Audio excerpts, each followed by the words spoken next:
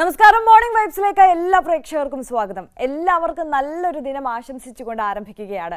ഒരു തെരഞ്ഞെടുപ്പൊക്കെ കഴിഞ്ഞതിൻ്റെ വലിയ ക്ഷീണത്തിലായിരിക്കും എല്ലാ പ്രേക്ഷകരും ഉള്ളത്. എന്തായാലും വലിയ മഹോത്സവത്തിന്, രാജ്യത്തെ തന്നെ ഏറ്റവും വലിയ തെരഞ്ഞെടുപ്പ് മഹോത്സവത്തിന് കൊടി താഴ്ന്നിരിക്കുകയാണ് എന്ന് കേരളത്തെ സംബന്ധിച്ച് വേണമെങ്കിൽ പറയാം. പക്ഷേ ടെക്നിക്കലി പറയാൻ കഴിയില്ല. കേരളത്തിലെ ആരവം എന്തായാലും ഒഴിഞ്ഞിരിക്കുകയാണ്. രണ്ടാം ഘട്ട തെരഞ്ഞെടുപ്പ് അത് അവസാനിച്ചിരിക്കുകയാണ്. 18ാം ലോക്സഭയിലേക്കുള്ളത് ഇന്നലെ പൂർത്തിയായി.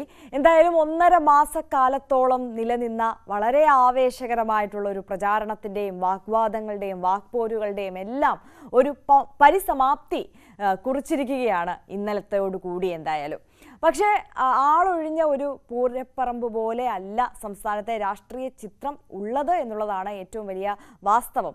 നമുക്കറിയാം, പ്രേക്ഷകർക്കറിയാം, ഏറ്റവും പ്രധാനപ്പെട്ട കാര്യമെന്ന് പറയുന്നത് 2019 റെക്കോർഡ് പോളിംഗ് ശതമാനം 77%-ൽ നിന്ന് 7%-ഓളം കുറഞ്ഞ് 70.80 എന്നുള്ളൊരു ശതമാനത്തിലേക്കാണ് കഴിഞ്ഞ ദിവസത്തെ ഇന്നലെ നടന്ന തെരഞ്ഞെടുപ്പിൽ പോളിംഗ് ശതമാനം രേഖപ്പെടുത്തിയത് എന്നുള്ളതാണ്. ഈ പോളിംഗ് ശതമാനം പ്രതീക്ഷിച്ചതിലും വലിയ രീതിയിൽ കുറഞ്ഞത് എല്ലാ മുന്നണികളെയും ഒരേപോലെ ആശങ്കയിൽ ആഴ്ത്തിയിട്ടുണ്ട്. ഏത് തരത്തിൽ ഇത് അനുകൂലമായി ഭവിക്കുമോ, പ്രതികൂലമായി തെരഞ്ഞെടുപ്പ് ഫലം ഉണ്ടാകുമോ എന്നുള്ള വലിയ ആശങ്ക എല്ലാ മുന്നണികൾക്കും ഒരേപോലെ നിൽക്കുന്ന ഒരു സാഹചര്യമാണുള്ളത്. ഇത്രത്തോളം പോളിംഗ് ശതമാനം കുറഞ്ഞത് ഏത് തരത്തിൽ കണക്കുകൂട്ടലുകൾ നടത്തണം എന്നുള്ള കാര്യത്തിൽ പോലും വലിയ ആശങ്ക മുന്നണികൾക്ക് സൃഷ്ടിച്ചിട്ടുണ്ട് എന്നുള്ളതാണ് കാര്യം.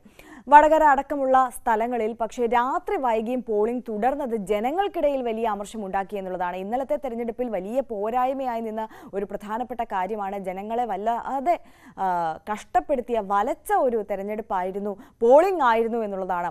അതിൽ ഉദ്യോഗസ്ഥരുടെ അനാസ്ഥ പല സ്ഥലത്തു നിന്നും ആളുകൾ പരാതിയായി പറയുന്നുണ്ട്. ഈ വോട്ടിംഗ് മെഷീനിൽ, EVM മെഷീനിൽ നിന്ന് ബീപ്പ് കേൾക്കുന്ന സൗണ്ട് അത് 10-14 സെക്കൻഡിന് ശേഷം മാത്രം വരുന്നു. അത് ഒരു ആശങ്കയുണ്ടാക്കി. അത് സമയം കൂടുതൽ എടുക്കാൻ കാരണമായി. പ്രധാനമായും ഈ ഉദ്യോഗസ്ഥരുടെ അനാസ്ഥയാണ് ഇത്തരത്തിൽ ഈ പോളിംഗ് സമയം നീണ്ടു പോകാൻ കാരണം. കാര്യക്ഷമമായി അതിവേഗം ഈ പോളിംഗ് നടത്താൻ കഴിയാതെ പോയത് എന്നുള്ള ഒരു പരാതിയാണ് സാധാരണക്കാരുടെ ഭാഗത്തു നിന്ന് വരുന്നത് എന്നുണ്ടെങ്കിൽ പോലും അതൊരു രാഷ്ട്രീയ വിവാദമാക്കുകയും ചെയ്യുന്നുണ്ട് പല രാഷ്ട്രീയ പാർട്ടികളും എന്നുള്ളതാണ്. ഇതൊരു അട്ടിമറി നീക്കമായി കാണുന്നുണ്ട്. പലതരത്തിലുള്ള അത്തരത്തിലുള്ള ആരോപണങ്ങൾ ഉയർന്നു വരുന്ന ഒരു സാഹചര്യം കൂടിയുണ്ട്. കൂടാതെ നമുക്കറിയാം, ഇന്നലെ കള്ളവോട്ട് ആരോപണം, ഇടുക്കിയിലടക്കം കള്ളവോട്ടിന് ശ്രമിച്ചതുമായി ബന്ധപ്പെട്ടിട്ടുള്ള പ്രശ്നമൊക്കെ ഏറെ ചർച്ചയായി വന്ന ഒരു ദിവസം കൂടിയായിരുന്നു. അതോടൊപ്പം നമ്മൾ നേരത്തെ സൂചിപ്പിച്ചതുപോലെ തന്നെ ഈ സാധാരണക്കാരെ ഏറെ വിഷമിപ്പിച്ചത് ഈ മണിക്കൂറുകളോളം നീണ്ടു നിന്ന ഒരു ക്യൂ ആണ്. അതും ഈ പൊരി വെയിലത്ത്. കേരളത്തിലെ നിലവിലത്തെ ഒരു കാലാവസ്ഥാ സാഹചര്യം എല്ലാവർക്കും അറിയാവുന്നതാണ്. ഒരു 5 മിനിറ്റ് പോലും പുറത്തിറങ്ങി നിൽക്കാൻ കഴിയാത്തൊരു സാഹചര്യത്തിലാണ് 5-6 മണിക്കൂറുകളോളം ഇത്തരത്തിൽ വോട്ട് രേഖപ്പെടുത്തുന്നതിന് വേണ്ടി ക്യൂവിൽ നിൽക്കേണ്ടി വന്ന ഒരു സാഹചര്യമുണ്ട്. ഇത്തരത്തിൽ ഈ അസഹനീയമായ ചൂടിൽ ക്യൂവിൽ നിന്ന് 8ഓളം ആളുകളാണ് ഇന്നലെ കേരളത്തിൽ ഈ പോളിംഗിനിടെ മരിച്ചത് എന്നുള്ള വളരെ ദാരുണമായ ഒരു വാർത്ത കൂടി നമ്മളെ ഇന്നലെ തേടിയെത്തിയിരുന്നു. അതിൽ പാലക്കാട് മാത്രം ഏറ്റവും കൂടുതൽ ചൂട് രേഖപ്പെടുത്തുന്ന സംസ്ഥാനത്തെ ജില്ലയായ പാലക്കാട് മാത്രം 3 പേരാണ് ഇത്തരത്തിൽ കുഴഞ്ഞു വീണ് മരിച്ചത്. മറ്റൊന്ന്, ഇനിയുള്ള ദിവസം രാഷ്ട്രീയ കേരളത്തിൽ കത്തിപ്പടരാൻ പോകുന്ന വിവാദമായി മാറിയ ഒരു പ്രധാനപ്പെട്ട സംഭവം കൂടി, ഒരു രാഷ്ട്രീയ വിവാദത്തിന് ഇന്നലെ കൊളുത്തിവിട്ട ഒരു ദിവസം കൂടിയായിരുന്നു. EP ജയരാജൻ താൻ പ്രകാശ് ജാവ്ദേക്കറുമായി കൂടിക്കാഴ്ച നടത്തിയെന്ന് തുറന്ന് സമ്മതിച്ചത് അത് വലിയ വിവാദങ്ങളിലേക്ക് കടക്കത്തക്ക വിധത്തിൽ ഇന്നലെ പോലും വന്നിരുന്നു. പക്ഷേ തെരഞ്ഞെടുപ്പ് ദിവസമാണ്. വലിയ തോതിലുള്ള പ്രതികരണങ്ങളൊന്നും സ്വാഭാവികമായും അതുകൊണ്ട് തന്നെ ഈ ഒരു വിഷയത്തിൽ വന്നിട്ടില്ല ഇന്നലെ. പക്ഷേ മുഖ്യമന്ത്രിയും CPM സംസ്ഥാന സെക്രട്ടറി MV ഗോവിന്ദനും ഒക്കെ ഈ വിഷയത്തിൽ EPക്ക് എതിരെ തുറന്ന് സംസാരിക്കുന്നതിൽ വിമുഖത ഇന്നലെ പോലും കാണിച്ചില്ല എന്നുള്ളതാണ്. അവർ മുഖം കറുത്ത് തന്നെ ഈ വിഷയത്തിൽ സംസാരിച്ചിട്ടുണ്ട്. എന്തായാലും EP ജാഗ്രത കാണിക്കണമെന്നുള്ളതായിരുന്നു മുഖ്യമന്ത്രി ഇന്നലെ പറഞ്ഞത്. എന്തായാലും സ്വാഭാവികമായും പാർട്ടിയിലും മുന്നണിയിലുമൊക്കെ ഇത് വലിയ അതൃപ്തി ഇടവെച്ചിട്ടുമുണ്ട്. എന്തായാലും ഇന്ന് അതിൻ്റെ ചലനങ്ങൾ തീർച്ചയായും ഉണ്ടാകും എന്നുള്ളതിൽ സംശയമില്ല. CPM ഈ വിഷയത്തെ എങ്ങനെ പ്രതിരോധിക്കും, EPക്കെതിരെ നടപടി ഉണ്ടാകുമോ എന്നീ ചോദ്യങ്ങളൊക്കെയാണ് ഇനി നമുക്ക് മുന്നിലുള്ളത്. അത്തരത്തിൽ സജീവമായ ഒരു വാർത്താ ദിനത്തിലേക്കാണ് നമ്മൾ കടക്കുന്നത്. പ്രധാനമായും ഈ ഒരു വിവാദത്തിൽ ഇനി എങ്ങനെയൊക്കെ മാറ്റങ്ങൾ ഉണ്ടാകും, പ്രതികരണങ്ങൾ വരും, അത് ഏത് തരത്തിലൊക്കെ മുന്നോട്ട് പോകും എന്നുള്ളത് നമുക്ക് നോക്കിക്കാണേണ്ടതുണ്ട്. അപ്പോൾ ഞാൻ തുടക്കത്തിൽ സൂചിപ്പിച്ചതുപോലെ തന്നെ നമ്മൾ വിശദമായി ഈ വാർത്താ ദിനത്തിലേക്ക് കടക്കുമ്പോൾ ഇന്നലെ വിധി കേരളം ലോക്സഭാ തെരഞ്ഞെടുപ്പിലേക്ക് എഴുതി കഴിഞ്ഞപ്പോൾ ഏറ്റവും വലിയ ഒരു പ്രശ്നമായി അല്ലെങ്കിൽ ആശങ്ക അല്ലെങ്കിൽ എല്ലാവരും അതിശയിപ്പിച്ച ഒരു കാര്യം ഈ പോളിംഗ് ശതമാനത്തിൽ വലിയ രീതിയിൽ കുറവ് സംഭവിച്ചു എന്നുള്ളതാണ്. അത് മുന്നണികൾക്ക് ആശങ്കയായി എന്നുള്ളതാണ്. കഴിഞ്ഞ തെരഞ്ഞെടുപ്പുമായി താരതമ്യം ചെയ്യുമ്പോൾ നേരത്തെ പറഞ്ഞതുപോലെ 7% ഈ പോളിംഗ് ശതമാനം കുറഞ്ഞിട്ടുള്ളത്. രാത്രി വരെയുള്ള കണക്കുകൾ പ്രകാരം 70.80 പോളിംഗ് ശതമാനം.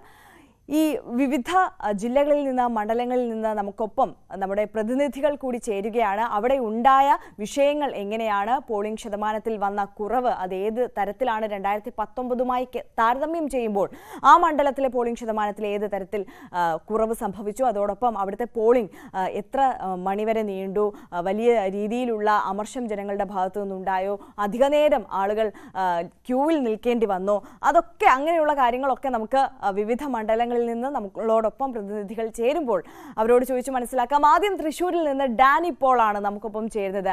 Dani, very good morning. ഞാൻ തുടക്കത്തിൽ സൂചിപ്പിച്ചതുപോലെ തന്നെ ഈ പോളിംഗ് ശതമാനം കുറഞ്ഞതാണ് വലിയൊരു ആശങ്കയായിട്ട് മുന്നണികൾക്കിടയിലുള്ളത്.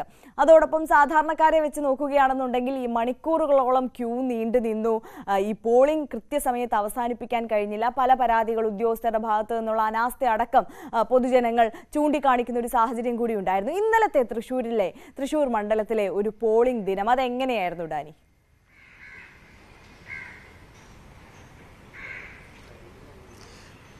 Arya, very good morning. ഇന്നലെ തൃശ്ശൂരിൽ, കാരണം നമുക്കറിയാം ഏറ്റവും ശക്തമായ ഒരു ത്രികോണ മത്സരം സംസ്ഥാനത്ത് നടക്കുന്നത് എവിടെയെന്ന ഒരൊറ്റ ചോദ്യം, അതിനുള്ള ഒരൊറ്റ ഉത്തരം തൃശ്ശൂർ എന്ന് തന്നെ ആയിരിക്കും. കാരണം പല സാഹചര്യങ്ങളുണ്ട്. പലതുകൊണ്ടും തൃശ്ശൂരിലെ ആ ഭൂമിക, അവിടുത്തെ മത്സരം വളരെ ശ്രദ്ധേയമായിരുന്നു. പ്രധാനമന്ത്രി അടക്കമുള്ള നേതാക്കൾ പലതവണ തൃശ്ശൂരിലേക്ക് വന്നിരുന്നു. തൃശ്ശൂർ എന്തുകൊണ്ടും NDAക്ക് ഒരു അപ്പർ ഹാൻഡ് ഉണ്ടാകുമെന്ന് പരക്കെ വിശ്വസിക്കപ്പെടുന്ന ഒരു മണ്ഡലം കൂടിയാണ് തൃശ്ശൂർ. അതുകൊണ്ട് ആ മണ്ഡലം വിട്ടുകൊടുക്കില്ല എന്ന ഉറച്ച വാശിയിൽ തന്നെ മറ്റ് മുന്നണികളുമെല്ലാം തന്നെ ഒപ്പം ശക്തമായൊരു മത്സരം കാഴ്ചവെക്കുകയും ചെയ്യുന്നു. കഴിഞ്ഞ തവണ വലിയ രീതിയിൽ പോളിംഗ് ഉയർന്ന ഒരു മണ്ഡലമായിരുന്നു. കാരണം സംസ്ഥാനത്തിൻ്റെ പോളിംഗ് നിരക്കിനോട് 79 എന്നുള്ള ഒരു നിരക്കിനോട് അടുത്ത് നിന്നിരുന്നു. 77.86 എന്ന നിരക്കിനോട് അടുത്ത് നിൽക്കുകയും എല്ലാം തന്നെ വന്നിരുന്നു. ഇന്നലെ തുടക്കത്തിൽ കണ്ടത് വലിയ നീണ്ട നിര തന്നെയായിരുന്നു. ഇന്നലെ കണ്ടത് പലയിടത്തും തന്നെയും വലിയ ആൾക്കൂട്ടമുണ്ടായിരുന്നു, വോട്ട് ചെയ്യാനുള്ളൊരു നിരയുണ്ടായിരുന്നു. പക്ഷേ പിന്നീട് അങ്ങോട്ട് ആളുകളുടെ ഒരു നിര ശോഷിച്ചു തുടങ്ങുന്നൊരവസ്ഥയിലേക്ക് വന്നത് പല കാരണങ്ങൾ ചൂണ്ടിക്കാണിച്ച്, പ്രത്യേകിച്ച് ചൂട് അധികമുള്ള ഒരു പ്രദേശം കൂടിയായി മാറുന്നത്. കാരണം നല്ല ചൂടാണ്, ഇന്ന് രാവിലെ എല്ലാം തന്നെ നല്ല ചൂടാണ് ഇവിടെ. അപ്പോൾ അതുകൊണ്ട് അത്തരമൊരു തെരഞ്ഞെടുപ്പ് ചൂടിന് മുകളിലേക്ക് ഈ ഒരു ചൂട് വരുമ്പോൾ പിന്നീട് വൈകുന്നേരത്തോടു കൂടി വീണ്ടും സജീവമാകുമെന്നുള്ളൊരു പ്രതീക്ഷകളുണ്ടായിരുന്നു.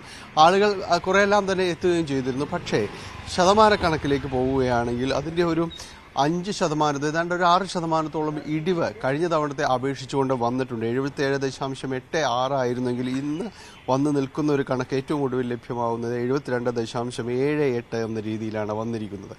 ആനുപാതികമായി അതിൻ്റെ ഒരു കുറവ് മറ്റു മണ്ഡലങ്ങളിൽ 7 മണ്ഡലങ്ങളിൽ നിയമസഭാ മണ്ഡലങ്ങളിൽ വന്നിട്ടുണ്ട്. വലിയ രീതിയിൽ പോളിംഗ് നടന്നിരിക്കുന്ന മണ്ഡലങ്ങളിലെല്ലാം തന്നെ കഴിഞ്ഞ തവണ ഉണ്ടായിരുന്നതിലെല്ലാത്തിൻ്റെയും കുറവ് വന്നിരിക്കുന്നു. ഗുരുവായൂർ 74.39 ആയിരുന്നു ന്യൂനപക്ഷ വോട്ടുകൾ, പ്രത്യേകിച്ച് മുസ്ലിം ന്യൂനപക്ഷ വോട്ടുകൾ കൂടുതലുള്ളൊരു മേഖല. എങ്ങണ്ടിയൂർ മുതൽ ഗുരുവായൂർ വരെയുള്ള ഒരു വലിയ പ്രദേശത്ത് അവിടെയെല്ലാം തന്നെ മുസ്ലിം ന്യൂനപക്ഷ വോട്ടുകൾ ആർക്കൊപ്പം എന്ന രീതിയിലുള്ള ഒരു ചിന്ത. കാരണം അത് ആർക്കാണ് കൂടുതൽ ശേഖരിക്കാൻ കഴിയുന്നത്, ആർക്കൊപ്പം നിന്ന് ചിന്തിക്കുന്നു എന്നതെല്ലാം തന്നെ ഈ തെരഞ്ഞെടുപ്പിനെ ബാധിക്കും. വിജയത്തിന് അത് തീർച്ചയായിട്ടും തന്നെ അത് ബാധിക്കും. പക്ഷേ വലിയ രീതിയിലൊരു കുറവ് അവിടെ വന്നിട്ടുണ്ട്. 74.39 ആയിരുന്നു കഴിഞ്ഞ തവണയെങ്കിൽ ഇപ്പോൾ അത് 70.36 വന്നിരിക്കുന്നു. മണലൂരിൽ 77.43 ആയിരുന്നുവെങ്കിൽ ഇപ്പോഴത് 72.90 വന്നിരിക്കുന്നത്. അതോടൊപ്പം തന്നെയാണ് മറ്റ് ക്രിസ്ത്യൻ ഭൂരിപക്ഷ മേഖലകളെല്ലാം തന്നെയുണ്ട്. ഇവിടങ്ങളിലെല്ലാം തന്നെയും കൃത്യമായൊരു കുറവ് വന്നിട്ടുണ്ട്. ഒല്ലൂരിൽ 79.54 ആയിരുന്നുവെങ്കിൽ പിന്നീട് അത് 73.21 ഇക്കുറി വന്നിരിക്കുന്നത്.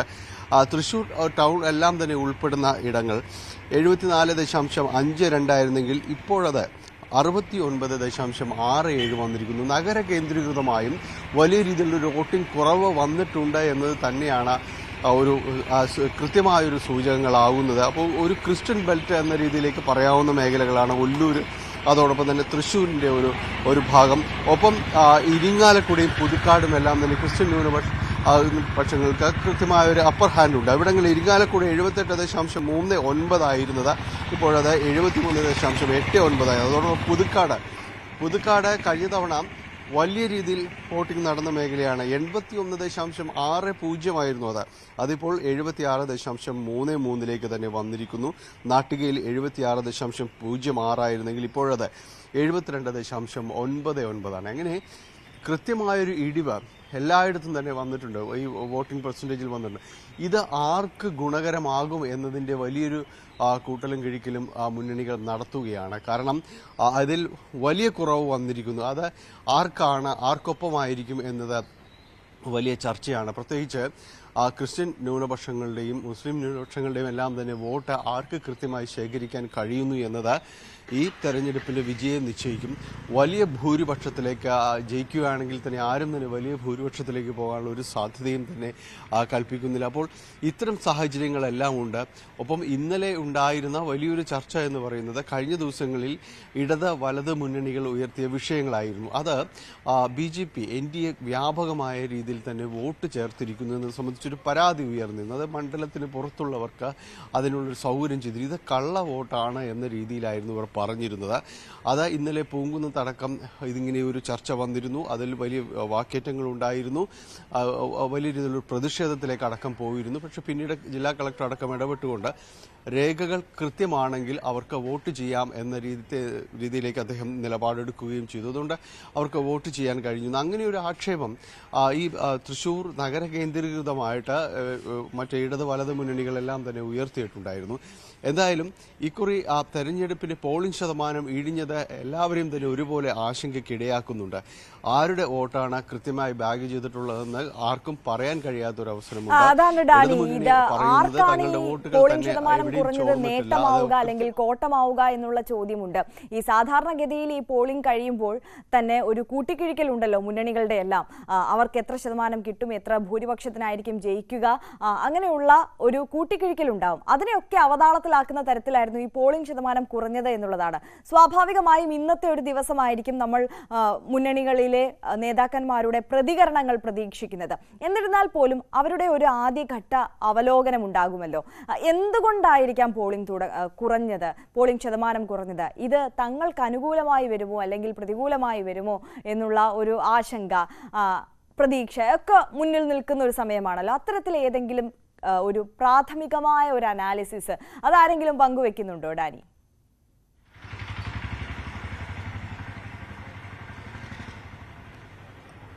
ആര്യ, ഇതിപ്പോൾ ഇനി ഈ ദിവസം അതിൻ്റെ ഒരു കണക്കെടുപ്പിൻ്റെ ദിവസമാണ്. കൃത്യമായി ഈ ദിവസം തന്നെയായിരിക്കും ഇതിൻ്റെ ഒരു അനാലിസിസിലേക്ക് അടക്കം കാര്യങ്ങൾ പോകുന്നത് എന്ന കാര്യത്തിൽ സംശയമില്ല. ഇന്നലെ വൈകിയും ഇതിൻ്റെ വോട്ട് കുറഞ്ഞത് ആർക്ക് ഗുണം ചെയ്യും എന്നതിൻ്റെ പ്രകടനപരമായ ഒരു വിലയിരുത്തലിലേക്ക് ആരും തന്നെ പോയിട്ടില്ല. ഇന്ന് സ്വാഭാവികമായും അത്തരം ചർച്ചകൾ പാർട്ടി ഓഫീസുകൾ കേന്ദ്രീകരിച്ചടക്കം തന്നെ നടക്കുകയും ചെയ്യും.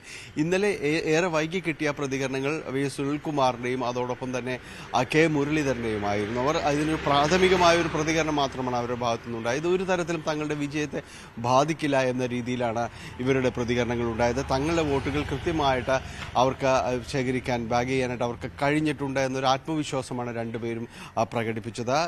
സുരേഷ് ഗോപി NDA സ്ഥാനാർത്ഥിയും ഇതേ രീതിയിൽ തന്നെ തങ്ങൾക്ക് കൃത്യമായൊരു മേധാവിത്വം ഇക്കുറി ഉണ്ടാകുമെന്ന രീതിയിൽ തന്നെ പറയുകയും ചെയ്യുന്നു. കഴിഞ്ഞ തവണ വലിയ രീതിയിൽ തന്നെ NDAക്ക് വോട്ട് വർദ്ധിപ്പിക്കാൻ കഴിഞ്ഞ ഒരു മണ്ഡലം കൂടിയാണിതെന്നത് നമ്മൾ മറന്നു പോകരുത്. കഴിഞ്ഞ തവണ വലിയ രീതിയിലേക്ക് വോട്ടിംഗ് ശതമാനം ഉയർത്തി 28% അടക്കം അവരുടെ വോട്ടിംഗ് നില ഉയർന്നു എന്നതാണ്. അപ്പോൾ ഇക്കുറി അതിനേക്കാളും പ്രചണ്ഡമായ രീതിയിൽ തന്നെയാണ് പ്രചരണ പരിപാടികൾ എല്ലാം തന്നെ ഉണ്ടായിരുന്നത്. കഴിഞ്ഞ തവണ സുരേഷ് ഗോപി മണ്ഡലത്തിൽ നിന്ന് തന്നെ പോകാതെ പിന്നീടുള്ളൊരു 5 വർഷം വളരെ സജീവമായിട്ട് തന്നെ തുടർന്നു. അത് തന്നെ അദ്ദേഹത്തിനൊരു ആത്മവിശ്വാസം പകരുന്നുണ്ട്, അദ്ദേഹത്തെ പ്രവർത്തകർക്ക് പകരുന്നുണ്ട്. അതേസമയം മറ്റുള്ളവരും ഇതേ രീതിയിൽ തന്നെയാണ്. വി എസ് സുനിൽകുമാർ നമുക്കറിയാം, മന്ത്രിയായിരുന്നു, പലവട്ടം തൃശ്ശൂരിൻ്റെ വിവിധ മണ്ഡലങ്ങളിൽ നടക്കം അദ്ദേഹം ജയിച്ച് കരുത്ത് തെളിയിച്ച ഒരാളാണ്, CPIയുടെ ഒരു മുഖമാണ്. അപ്പോൾ അത്തരം കാര്യങ്ങൾ അദ്ദേഹത്തിനും ഓരോരുത്തരെയും വ്യക്തിപരമായി പേരെടുത്ത് പറയാവുന്ന അത്രയ്ക്ക് പരിചയവും ആഴത്തുള്ള വേരോട്ടവും എല്ലാം തന്നെ അദ്ദേഹത്തിന് മണ്ഡലത്തിലുണ്ട്. ഒപ്പം കെ മുരളീധരൻ മണ്ഡലത്തിൽ പുതിയൊരാളല്ല, വടകരയിൽ നിന്ന് അദ്ദേഹം ഇവിടേക്ക് വരികയാണെങ്കിൽ കൂടിയും ഇവിടെ അദ്ദേഹത്തിനുള്ളൊരു വ്യക്തിബന്ധങ്ങൾ വളരെ സമൃദ്ധമാണ്. എല്ലായിടത്തും തന്നെ പരിചയക്കാരും എല്ലാം തന്നെയുണ്ട്. മാത്രവുമല്ല, കോൺഗ്രസിന് വളരെ വേരോട്ടമുള്ളൊരു മണ്ണ് കൂടിയാണ് ഇവിടേക്ക്.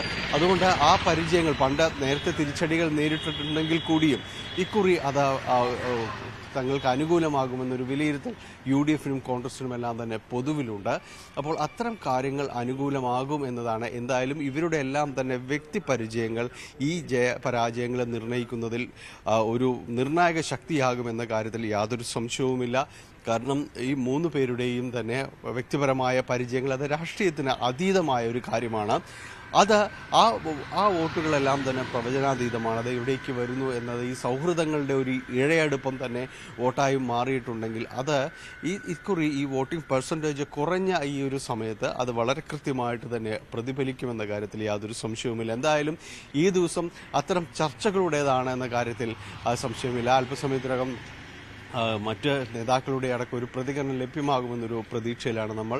പ്രത്യേകിച്ച് ജില്ലാ നേതൃത്വങ്ങളുടെ അടക്കം അവർക്ക് എന്താണ് വിഷയത്തിൽ പറയാനുള്ളത്, വോട്ടിംഗ് ശതമാനം കുറഞ്ഞിട്ടുണ്ടെങ്കിൽ തന്നെ അത് ഏത് രീതിയിൽ പ്രതിഫലിക്കുമെന്ന രീതിയിലുള്ളൊരു ആഴത്തിലുള്ള ചർച്ചകളും മറ്റും തുടക്കമിട്ടിട്ടുണ്ട്. അപ്പോൾ എങ്ങനെയാണ് എന്നത് നമുക്ക് മനസ്സിലാക്കാനായിട്ട് സാധിക്കും. എന്തായാലും തൃശ്ശൂരിൽ നടന്ന പോരാട്ടം വളരെ മികച്ചത് തന്നെയായിരുന്നു. 1.5 മാസത്തോളം നീണ്ടുനിന്ന പ്രചാരണ പരിപാടികളുണ്ടായിരുന്നു. പ്രധാനമന്ത്രി അടക്കം ഇവിടേക്ക് എത്തുകയും ചെയ്യുന്ന ഒരു സാഹചര്യം. അതുകൊണ്ട് തൃശ്ശൂരിൽ ആര് ജയിച്ചാലും അത് ചരിത്രത്തിൻ്റെ ഭാഗം തന്നെയാണ്. പ്രത്യേകിച്ച് കേരളം ഒന്നാകെ ഉറ്റുനോക്കിയ ഒരു തെരഞ്ഞെടുപ്പിലെ കൃത്യമായൊരു ഭൂമിക തൃശ്ശൂർ തന്നെയായിരുന്നു. NDA ജയിക്കുകയാണെങ്കിൽ അത് ശക്തമായ ഒരു സൂചനകൾ തന്നെയാകുമെന്നാണ് പൊതു വിലയിരുത്തൽ തന്നെയുള്ളത്. മറിച്ച് NDA പ്രതിരോധിക്കാൻ ഏത് രീതിയിലാണ് മറ്റ് പാർട്ടികളെല്ലാം തന്നെ തന്ത്രങ്ങൾ നെയ്തത് എന്നതും ശ്രദ്ധേയം തന്നെയാണ്. എന്തായാലും തൃശ്ശൂരിൽ തെരഞ്ഞെടുപ്പ് പൂർത്തിയായി പ്രക്രിയ മറ്റിടങ്ങളിലെ പോലെ തന്നെ തെരഞ്ഞെടുപ്പ് പ്രക്രിയ പൂർത്തിയായിരിക്കുന്നു. വോട്ടിംഗ് ശതമാനത്തിൽ കാര്യമായ ഇടിവ് സംഭവിച്ചിട്ടുണ്ട്. ആ ഇടിവ് എങ്ങനെയാണ് പ്രതിഫലിക്കുക എന്നതാണ് ഇനി അറിയേണ്ടത്. ആര്യ, തീർച്ചയായും ഡാനി പോളാണ് തൃശ്ശൂരിൽ നിന്നുള്ള വിവരങ്ങൾ നൽകിയത്. തൃശ്ശൂർ മണ്ഡലത്തിന്റെ ഒരു പൊതുചിത്രമാണ് ഡാനി നൽകിയത്. ഡാനി സൂചിപ്പിച്ചത് തന്നെയാണ് ഏറ്റവും പ്രധാനപ്പെട്ട കാര്യം. ആര് ജയിച്ചാലും അത് ചരിത്രത്തിന്റെ ഒരു ഭാഗമാകും. കേരളം തന്നെ ഒന്നാകെ ഉറ്റുനോക്കുന്ന ഒരു മണ്ഡലമായിരുന്നു. സ്റ്റാർ ക്യാമ്പയിൻ നടന്ന ഒരു മണ്ഡലമായിരുന്നു തൃശ്ശൂർ എന്നുള്ളത്. ഏറ്റവും പ്രധാനപ്പെട്ട കാര്യം, എല്ലാവരും തൃശ്ശൂരിലെ കഴിഞ്ഞ ലോക്സഭാ തെരഞ്ഞെടുപ്പ് മുതൽ പറയുന്ന ഒരു കാര്യമാണ് ആരെടുക്കും തൃശ്ശൂർ എന്നുള്ളത്. അപ്പോൾ ആരെടുക്കും തൃശ്ശൂർ എന്നുള്ളത് അറിയാൻ വേണ്ടി ജൂൺ 4 വരെ കാത്തിരിക്കണം. എന്തായാലും വലിയ പ്രതീക്ഷയിലാണ് 3 സ്ഥാനാർത്ഥികളും ഉള്ളത്. കരുത്തരായ 3 പേരാണ് അവിടെ ഏറ്റുമുട്ടിയത് എന്നുള്ളതാണ് ഏറ്റവും പ്രധാനപ്പെട്ട കാര്യം. ഇനി നമ്മൾ മറ്റ് വാർത്തകളിലേക്ക് കൂടി പോകുമ്പോൾ ഇലക്ഷനുമായി ബന്ധപ്പെട്ട് തന്നെയുള്ള പോളിംഗ് സ്റ്റേഷനുകളിലെ പ്രശ്നങ്ങൾ ചൂണ്ടിക്കാട്ടി കോൺഗ്രസ് തെരഞ്ഞെടുപ്പ് കമ്മീഷന് പരാതി നൽകിയിരിക്കുകയാണ്. വോട്ടിംഗ് യന്ത്രങ്ങളുടെ തകരാറ്, മന്ദഗതിയിലെ പോളിംഗ്, മണിക്കൂറുകളോളം വോട്ടിംഗ് നിർത്തിവെക്കേണ്ടി വന്ന സാഹചര്യം, പോളിംഗ് ബൂത്തുകളിൽ ആവശ്യത്തിന് ഉദ്യോഗസ്ഥരെ നിയമിക്കാതിരുന്നത് തുടങ്ങിയവ ചൂണ്ടിക്കാട്ടിയാണ് പരാതി നൽകിയിരിക്കുന്നത്. മുഖ്യ തെരഞ്ഞെടുപ്പ് ഓഫീസർ സഞ്ജയ് കൗളിനാണ് പരാതി നൽകിയിരിക്കുന്നത്. ഇനി നമുക്കൊപ്പം ചേരുന്നത് ആലപ്പുഴയിൽ നിന്ന് ശരണ്യ സ്നേഹജനാണ്. ശരണ്യ, വളരെ ആവേശകരമായിട്ടുള്ള പ്രചാരണം, മത്സരം നടന്ന ഒരു മണ്ഡലം തന്നെയാണ് ആലപ്പുഴ. 3 മുന്നണികളിലെയും കരുത്തരായ ആളുകൾ, നേതാക്കന്മാർ ഏറ്റുമുട്ടിയ ഒരു സ്ഥലം കൂടിയാണ്. അതോടൊപ്പം LDFനെ സംബന്ധിച്ച് കനലൊരു തരിയാണ്, അഭിമാന പോരാട്ടമാണ് അവിടെ. പോളിംഗ് ശതമാനം കുറഞ്ഞത് അത് ഏത് തരത്തിലാണ് അവിടെ പ്രതിഫലിക്കുക എന്നുള്ള ആശങ്കയാണ് ഇനി മറ്റ് മണ്ഡലങ്ങളിലെ പോലെ തന്നെ ആലപ്പുഴയിലും മുന്നിലുള്ളത്. എന്തായിരുന്നു ഒരു പൊതുചിത്രം ശരണ്യ, കഴിഞ്ഞ ദിവസത്തെ ആ ഒരു തെരഞ്ഞെടുപ്പ് ദിനം നമ്മളൊന്ന് പരിശോധിക്കുകയാണെങ്കിൽ ആലപ്പുഴ മണ്ഡലത്തിൽ? ആദ്യഘട്ടത്തിൽ തന്നെ, അതായത് രാവിലെ ഒരു 6 മണിയോടുകൂടി തന്നെ പോളിംഗ് ബൂത്തുകൾ തീരദേശ മേഖലയിലടക്കം ജനം ക്യൂ നിൽക്കുന്ന ഒരു സാഹചര്യം ഉണ്ടായിരുന്നു. അതായത് അതിരാവിലെ തന്നെ വോട്ടർമാർ വോട്ട് രേഖപ്പെടുത്താനായി എത്തി.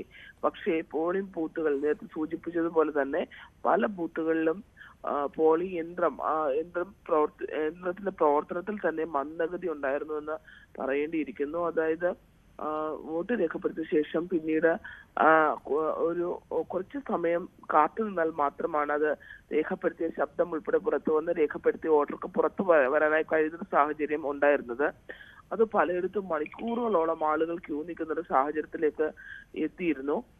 ഇന്നലെ ആലപ്പുഴ തീരദേശ മേഖലകളിലൊക്കെയുള്ള പാട്ടുകളും സ്കൂളിലൊക്കെയുള്ള ബൂത്തുകൾക്ക് അത്തരത്തിലുള്ള സമാനമായ സാഹചര്യം ഉണ്ടായിരുന്നു. അതുകൊണ്ട് തന്നെ നീണ്ട നിര ആ ബൂത്തുകളിലൊക്കെ പുറത്ത് പ്രത്യക്ഷപ്പെടുന്നു. സ്ത്രീകളടക്കമുള്ള ആളുകളാണ് ഉച്ചയ്ക്ക് ശേഷം വോട്ട് രേഖപ്പെടുത്താനായി എത്തിയത്.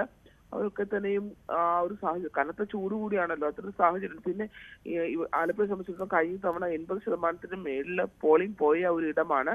ഇവിടെ ഇത്തവണ 74.90% വോട്ടുകളാണ് രേഖപ്പെടുത്തിയിട്ടുള്ളത്.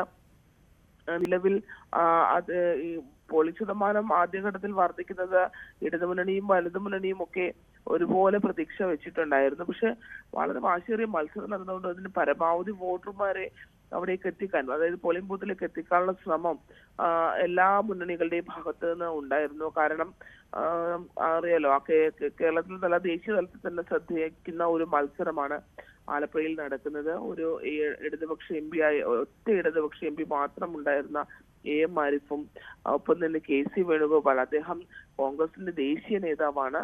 ഒപ്പം ആലപ്പുഴയിൽ തുടർച്ചയായി വിജയിച്ചിട്ടുള്ള ആളുമാണ്. ആലപ്പുഴയിൽ KC പരാജയം അറിഞ്ഞിട്ടില്ല. അതുപോലെ തന്നെ ശോഭാ സുരേന്ദ്രനും. ഇവർ 3 പേരും തലയെടുപ്പുള്ള 3 ആളുകൾ മത്സരിച്ച ഒരു മണ്ഡലം കൂടിയാണ് ആലപ്പുഴ. അതുകൊണ്ട് തന്നെ പ്രചാരണമൊക്കെ തുടക്കം മുതൽ തന്നെ വലിയ ആവേശവും വാശിയേറിയ പ്രചാരണവുമായിരുന്നു. NDA ചരിത്രത്തിൽ, ആലപ്പുഴ ചരിത്രത്തിൽ കാണാത്ത രീതിയിലുള്ള പ്രചാരണം NDAയും സംഘടിപ്പിച്ചു. അത്തരത്തിൽ വാശിയേറിയ ഒരു മത്സരം നടന്നിട്ടുണ്ട് എന്തായാലും ആലപ്പുഴയിൽ. പക്ഷെ ഈ പോളിംഗ് ശതമാനം കഴിഞ്ഞ തവണത്തേക്ക് എത്തിയില്ല എന്നുള്ളതും ശ്രദ്ധേയമാണ്. നമുക്ക് രാവിലെ ഒക്കെ ഉള്ള ഒരു കാഴ്ചകൾ കണ്ടപ്പോൾ നമുക്ക് കഴിഞ്ഞ തവണത്തെ പോളിംഗ് ശതമാനത്തിലെ മുകളിൽ പോകുമായിരിക്കും എന്നുള്ളൊരു കണക്കുകൂട്ടലായിരുന്നു. പക്ഷെ വൈകിട്ടത്തെ കണക്ക് വരുമ്പോൾ അതൊരു 74% മാത്രമേ എത്തിയിട്ടുള്ളൂ. അതും രാത്രി ഒരു 9:30 കഴിഞ്ഞും പലയിടങ്ങളിലും വോട്ടിംഗ് പൂർത്തീകരിച്ചിരുന്നില്ല എന്നുള്ളതാണ്. 10 മണിയോട് അടുപ്പിച്ചാണ് പലയിടത്തും വോട്ട് ചെയ്ത് ആളുകൾക്ക് പുറത്തിറങ്ങാനായി കഴിഞ്ഞത്. അത്രയും നീണ്ടു പോവുകയും ചെയ്തു വോട്ടെടുപ്പ് എന്നുള്ളതാണ്. അതും ഈ ഇത്തരത്തിൽ മെഷീൻസിന്റെ, ഈ വോട്ടിംഗ് മെഷീന്റെ ഒക്കെ ഒരു പ്രശ്നങ്ങളും മന്ദഗതിയിലായതുമാണ് അത്രയും ഒരു നീണ്ടു പോകാനുള്ള കാരണം. എന്തായാലും പലയിടത്തും അത്തരത്തിൽ അത് സംബന്ധിച്ച അസ്വാരസ്യങ്ങൾ ഉണ്ടാവുകയും ഒക്കെ ചെയ്തിരുന്നു.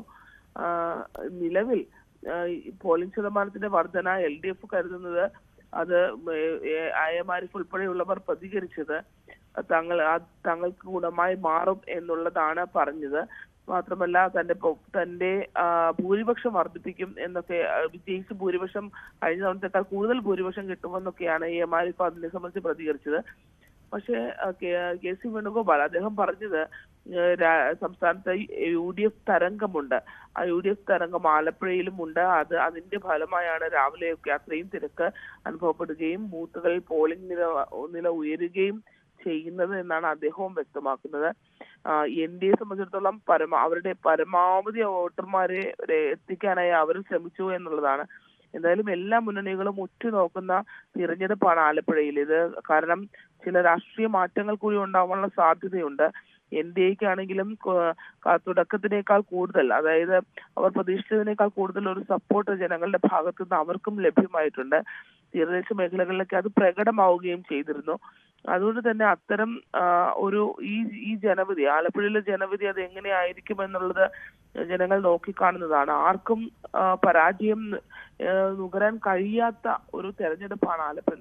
അത്ര എല്ലാവർക്കും ഇടത് വലത് മുന്നണികളെ സംബന്ധിച്ചിടത്തോളം അവർക്ക് അനിവാര്യമായ വിജയം, അവർക്ക് ആ വിജയമില്ലാതെ മുന്നോട്ട് പോകാൻ കഴിയാത്തൊരു സാഹചര്യം. സിറ്റിംഗ് സീറ്റിൽ LDFും ഒപ്പം തന്നെ KC വേണുഗോപാൽ മടങ്ങി വരുന്നു. കോൺഗ്രസിൽ പുറത്തൊരു വലിയ ആവേശമുണ്ടാക്കുന്നു.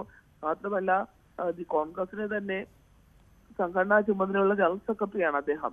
അപ്പോൾ അത്രയും വലിയ പോസ്റ്റിൽ ഇരിക്കുന്ന ഒരു ദേശീയ നേതാവായാണ് KC മത്സരിക്കുന്നത്. അതുകൊണ്ട് തന്നെ ദേശീയ തലത്തിൽ തന്നെ ഈ മത്സരം ശ്രദ്ധേയവുമാണ്. കോൺഗ്രസിന് ഏറ്റവും മുതിർന്ന നേതാക്കന്മാരിൽ ഒരാൾ മത്സരിക്കുന്നു എന്നുള്ളതാണ്. അപ്പൊ അതുകൊണ്ട് അവരും തുടക്കം മുതൽ നമുക്കറിയാമല്ലോ, ശോഭാ സുരേന്ദ്രൻ സ്ഥാനാർത്ഥിയായി കടന്നു വരുന്നു, പിന്നീട് അവർ രജ്ജു ഉണ്ടാക്കുന്നു ആദ്യഘട്ടത്തിൽ, പിന്നീട് കൃത്യമായ ഒരു മത്സരത്തിലേക്ക് NDA ഇതുവരെ കാണാത്തൊരു മത്സരത്തിലേക്ക് ആലപ്പുഴയെ കൊണ്ടുവരാൻ NDAയ്ക്കും കഴിഞ്ഞു. വിവിധ SNDPയും ഒപ്പം തന്നെ തീവ്ര സമുദായവും ഒക്കെ NDAയ്ക്ക് പിന്തുണ പ്രഖ്യാപിക്കുന്നു. പ്രത്യക്ഷത്തിൽ അല്ലെങ്കിൽ പോലും തീവ്ര സമുദായമൊക്കെ അത്തരത്തിൽ ഒരു എൻ ബ്ലോക്ക് ഇത് പിന്തുണ പ്രഖ്യാപിക്കുന്ന ഒരു സാഹചര്യമൊക്കെ ഉണ്ടായിട്ടുണ്ട്. അതുകൊണ്ട് ഇതിന്റെ റിസൾട്ട് എന്തായാലും നേരത്തെ വെള്ളാപ്പള്ളി നടേശൻ ഇന്നലെ പറഞ്ഞതുപോലെ തന്നെ പെട്ടി പൊട്ടിക്കുമ്പോഴേ അറിയാൻ കഴിയൂ എന്നുള്ള സാഹചര്യത്തിലേക്കുള്ളൊരു മത്സരമാണ് എന്തായാലും വന്നത്. അതെ, അതാണ് സാഹചര്യം ആലപ്പുഴയിലെ. തീർച്ചയായും ശരണ്യ സ്നേഹജനാണ് ആലപ്പുഴയുടെ സമഗ്രമായ ചിത്രം നൽകിയത്. ഇനി നമ്മൾ പോകുന്നത് ഏവരും നോക്കുന്ന വടകര മണ്ഡലത്തിലേക്കാണ്. MS അനീഷ് കുമാറാണ് അവിടെ നിന്നും ചേരുന്നത്. അനീഷ്, ഏറ്റവും വലിയ ആവേശകരമായിട്ടുള്ള പ്രചാരണം നടന്ന മത്സരം നടന്ന ഒരു മണ്ഡലമാണ് വടകര. LDFന്റെ ആയിക്കോട്ടെ UDFന്റെ ആയിക്കോട്ടെ ഒരു ക്രൗഡ് പുള്ളേഴ്സ് എന്ന് പറയുന്ന നേതാക്കന്മാർ, അത്തരത്തിൽ വിശേഷിപ്പിക്കാൻ കഴിയുന്ന നേതാക്കന്മാർ ഏറ്റുമുട്ടിയ ഒരു സ്ഥലമാണ്. അത്തരത്തിൽ ആവേശോജ്വലമായിരുന്നു അവിടുത്തെ ഓരോ ദിവസവും. ഈ തെരഞ്ഞെടുപ്പ് പ്രഖ്യാപിച്ചത് മുതൽ എല്ലാവരുടെയും കണ്ണ് കേരളം ഒന്നാകെ ഉറ്റുനോക്കിയിരുന്ന ഒരു സ്ഥലം. പക്ഷേ ഈ പോളിംഗ് ശതമാനം വന്നു കഴിഞ്ഞപ്പോൾ അത്തരത്തിൽ ആവേശകരമായിട്ടുള്ള ഒരു പോളിംഗ് അവിടെ നടന്നില്ല എന്നുള്ള ഒരു വാസ്തവം അതെല്ലാവരെയും ഞെട്ടിപ്പിച്ച കാര്യമാണ്. അതോടൊപ്പം മറ്റൊരു പ്രധാനപ്പെട്ട കാര്യം, നമ്മൾ ഇത്രയും നേരം ചർച്ച ചെയ്തുകൊണ്ടിരുന്ന ഒരു കാര്യമുണ്ടല്ലോ, മണിക്കൂറുകളോളം ആളുകൾ ക്യൂ നിന്നു, ജനം വലഞ്ഞു എന്നുള്ളത്. അർദ്ധരാത്രി വരെ അവിടെ പോളിംഗ് കടന്നുപോയി എന്നുള്ളതാണ് ഏറ്റവും ദൗർഭാഗ്യകരമായ കാര്യം എന്ന് തന്നെ പറയാം. അത്രത്തോളം ആളുകൾ നിന്ന് വലഞ്ഞ ഒരു തെരഞ്ഞെടുപ്പ് കൂടിയായിരുന്നു. അവർക്കൊപ്പം അനീഷും അത്രത്തിൽ രാവിലെ മുതൽ രാത്രി വരെ അവിടെ നിൽക്കേണ്ടി വന്ന ഒരു സാഹചര്യം കൂടിയുണ്ട്. എങ്ങനെയുണ്ടായിരുന്നു വടകരയിലെ പോളിംഗ് അനീഷ്?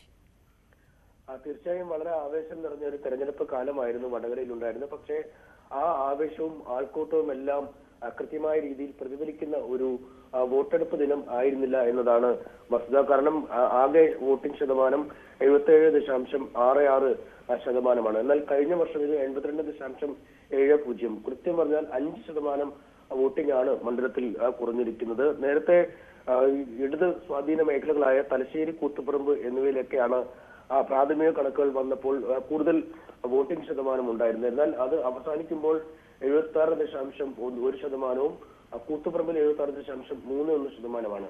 ഈ തലശ്ശേരിയിലും കൂത്തുപറമ്പിലും വോട്ട് രേഖപ്പെടുത്തിയിരിക്കുന്നത്.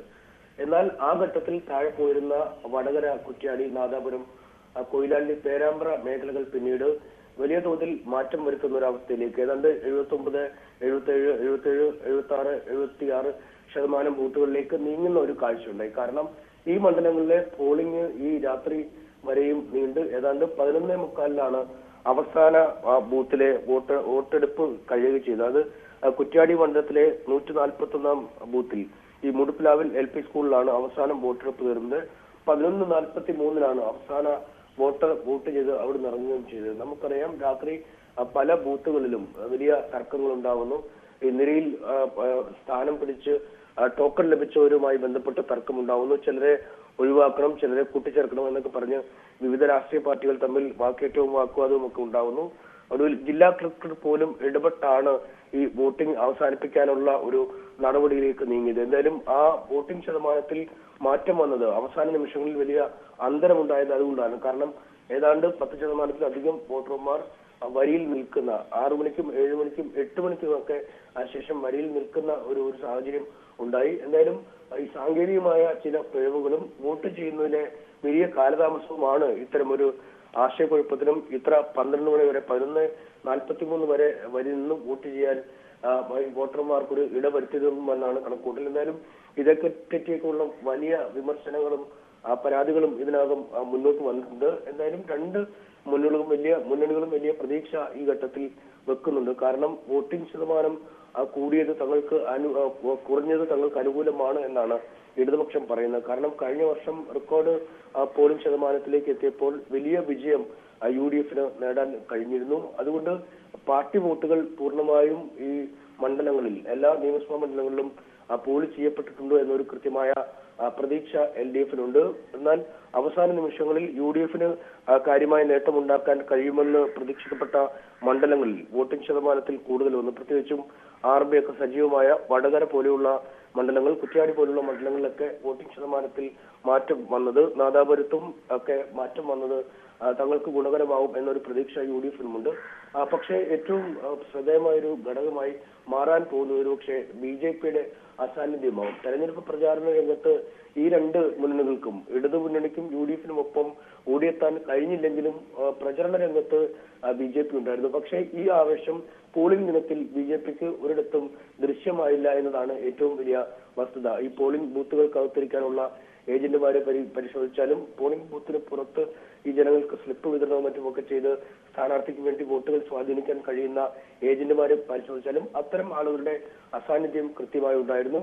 81,000 വോട്ടുകൾ വരെ BJP നേടിയിട്ടുള്ള മണ്ഡലമാണ് വടകര. പക്ഷേ അവിടെയാണ് ഈ പോളിംഗ് ദിനത്തിലെ അസാന്നിധ്യം ശ്രദ്ധേയമായി മാറിയിരിക്കുന്നത്. അതുകൊണ്ട് BJP-യുടെ വോട്ടുകളിൽ ഒരു ചോർച്ച ഉണ്ടാകുമോ എന്നതാണ് രണ്ട് മുന്നണികളും കൃത്യമായൊരു ആകാംക്ഷയോടെ ഉറ്റുനോക്കിക്കൊണ്ടിരിക്കുന്നത്. കാരണം പാലക്കാട് ഉപതെരഞ്ഞെടുപ്പ് വരണമെന്ന ആവശ്യപ്രകാരം UDF-ന് വോട്ടുകൾ അല്ലെങ്കിൽ BJP-യുടെ അനുഭാവികൾ വോട്ട് ചെയ്തോ അതോ ഷാഫി പറമ്പിലിനെ തോൽപ്പിക്കണമെന്ന ആവശ്യത്തോടെ LDF-ന് അനുകൂലമായി ചെയ്തോ എന്നൊക്കെ അടക്കമുള്ള കാര്യങ്ങളെക്കുറിച്ച് സംശയം ഇരു മുന്നണികളും പ്രകടിപ്പിക്കുന്നു. എന്തായാലും ഇക്കാര്യങ്ങളൊക്കെ ഒരു വ്യക്തമായ ചിത്രം തെരഞ്ഞെടുപ്പിന്റെ വോട്ടെണ്ണൽ കഴിഞ്ഞ് മനസ്സിലാക്കാൻ കഴിയും. പക്ഷേ പോളിംഗ് ദിനത്തിലെ അവരുടെ അഭാവം അങ്ങേയറ്റം ശ്രദ്ധിക്കപ്പെട്ടിട്ടുണ്ട്.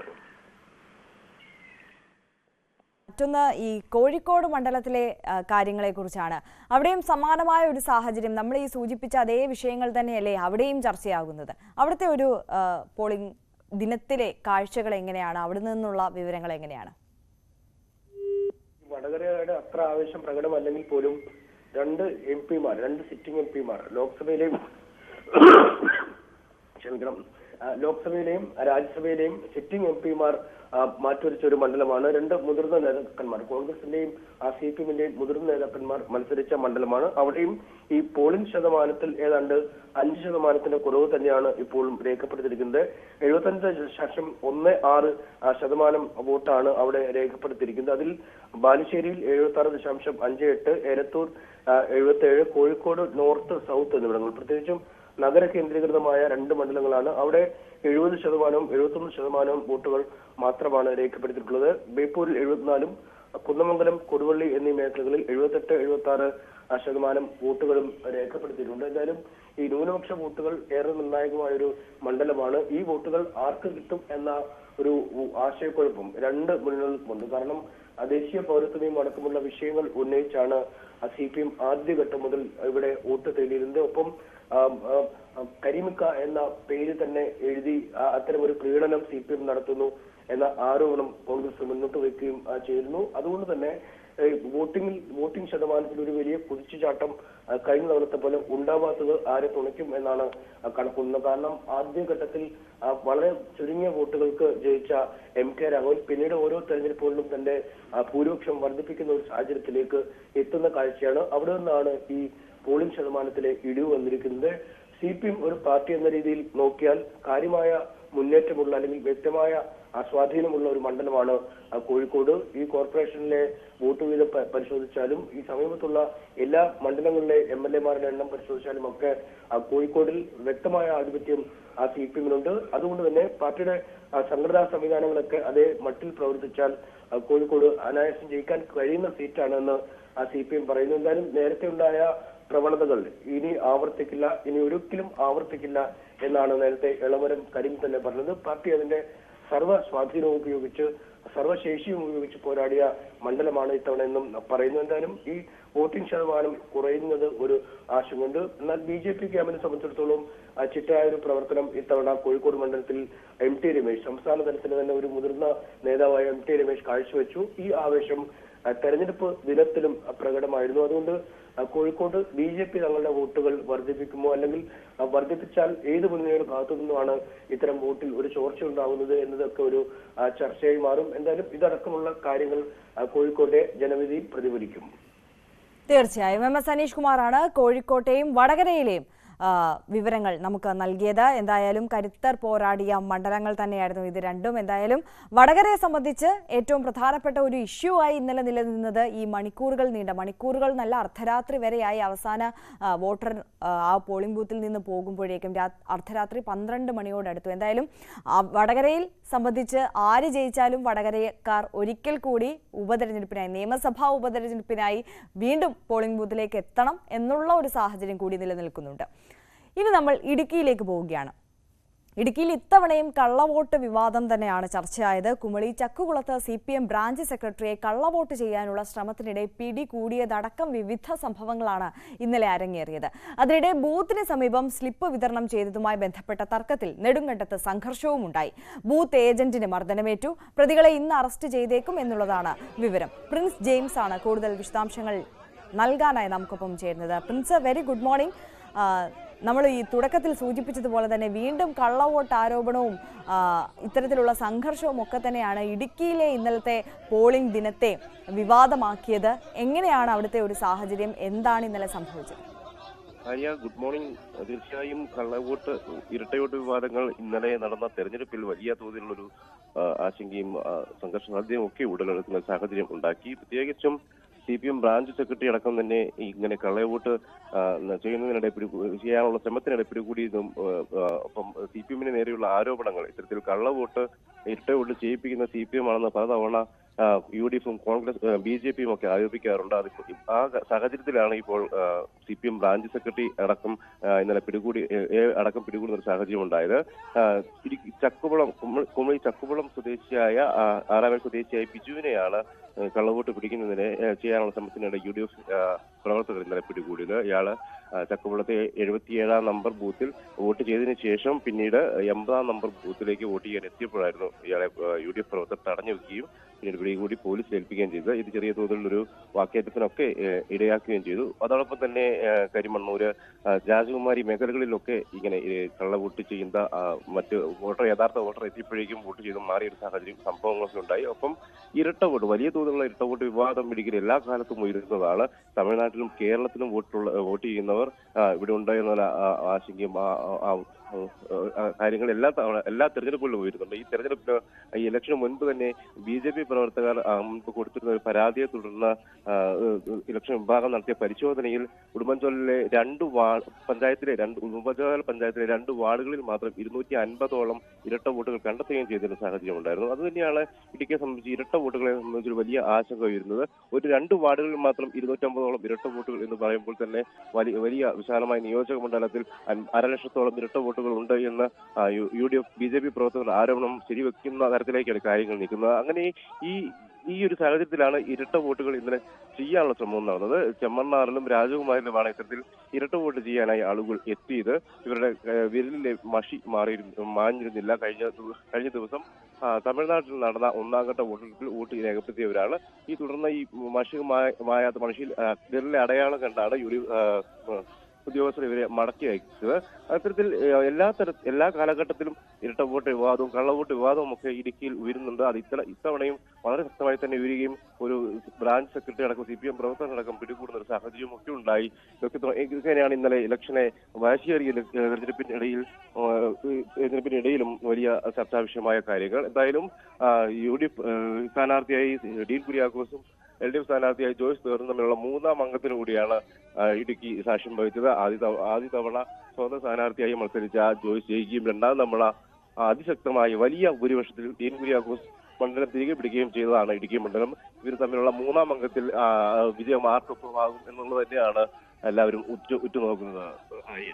തീർച്ചയായും പ്രിൻസ് ജെയിംസ് ആണ് വിശദമായ വിവരങ്ങൾ നൽകിയത്. എന്തായാലും ഈ കള്ളവോട്ട് വിവാദത്തിൽ വീണ്ടും CPM ഒരു പ്രതിക്കൂട്ടിലാകുന്ന സാഹചര്യത്തിലേക്ക് ഇടുക്കിയിലെത്തുമ്പോൾ ജനവിധി എതിരാകുമെന്ന ഭയത്തിലാണ് CPM കള്ളവോട്ടിന് ശ്രമിച്ചതെന്ന് UDF സ്ഥാനാർത്ഥി ഡീൻ കുര്യാക്കോസ് ആരോപിച്ചിരിക്കുകയാണ്. UDF-ന് അഭിമാനിക്കാവുന്ന വിജയം ഇടുക്കിയിൽ ഉണ്ടാകുമെന്നും ഡീൻ കുര്യാക്കോസ് പറഞ്ഞു. CPM-ന്റെ ഏറ്റവും പ്രധാനപ്പെട്ട നേതാവാണ് ഇപ്പം ഇതിനകത്ത് അറസ്റ്റിലായിരിക്കുന്നത്. അപ്പോൾ നമ്മുടെ നാട്ടിലെ അറിയപ്പെടുന്ന CPM-ന്റെ നേതാക്കന്മാർ ഇറങ്ങി കള്ളവോട്ട് ചെയ്യുന്നു എന്നുള്ളതാണ്. ഇതിൽ പരം നാണക്കേടെന്നല്ലല്ലോ എന്നെ പറയേണ്ടത്. ഈ തെരഞ്ഞെടുപ്പിനെ അട്ടിമറിക്കാൻ വേണ്ടി CPM എത്ര ആസൂത്രിതമായി ശ്രമിച്ചിരിക്കുന്നു എന്നുള്ളതാണ്. CPM-ൻ്റെ ഉത്തരവാദിത്തപ്പെട്ട ഭാരവാഹി കള്ളവോട്ടിൽ പിടിക്കപ്പെടുന്നു എന്ന് പറഞ്ഞാൽ CPM-ൻ്റെ ജില്ലാ നേതൃത്വത്തിന്, സംസ്ഥാന നേതൃത്വത്തിനൊക്കെ അതിന് അറിവുണ്ട് എന്നുള്ളതാണ്. അപ്പോൾ തെരഞ്ഞെടുപ്പിനെ അട്ടിമറിക്കാൻ വേണ്ടി CPM ശ്രമിച്ചു എന്നുള്ളത് വ്യക്തമായിരിക്കുന്നു. അതിൻ്റെ ആഴവും പരപ്പും എത്രത്തോളം ഉണ്ട് എന്നുള്ളത് നമുക്ക് മനസ്സിലാക്കേണ്ടതായിട്ടുണ്ട്. അപ്പോൾ ഏതായാലും 4 സ്ഥലങ്ങളിൽ എൻ്റെ അറിവിൽ കള്ളവോട്ട് പിടിക്കപ്പെട്ടിട്ടുണ്ട്. ഒന്ന് ചക്കുവള്ളത്ത് പ്രതി ഇപ്പോൾ പോലീസ് പിടിക്കപ്പെട്ടിരിക്കുന്നു എന്നുള്ളതാണ് CPM-ൻ്റെ പ്രാദേശിക നേതാവാണ്. അതാണ് സാഹചര്യം. എന്തായാലും ഇനി നമുക്ക് കൂടുതൽ മണ്ഡലങ്ങളിലേക്കും കൂടുതൽ വാർത്തകളിലേക്കും ഒക്കെ വരാം. അതിനു മുമ്പ് ഒരു ചെറിയ ഇടവേള എടുക്കുകയാണ്.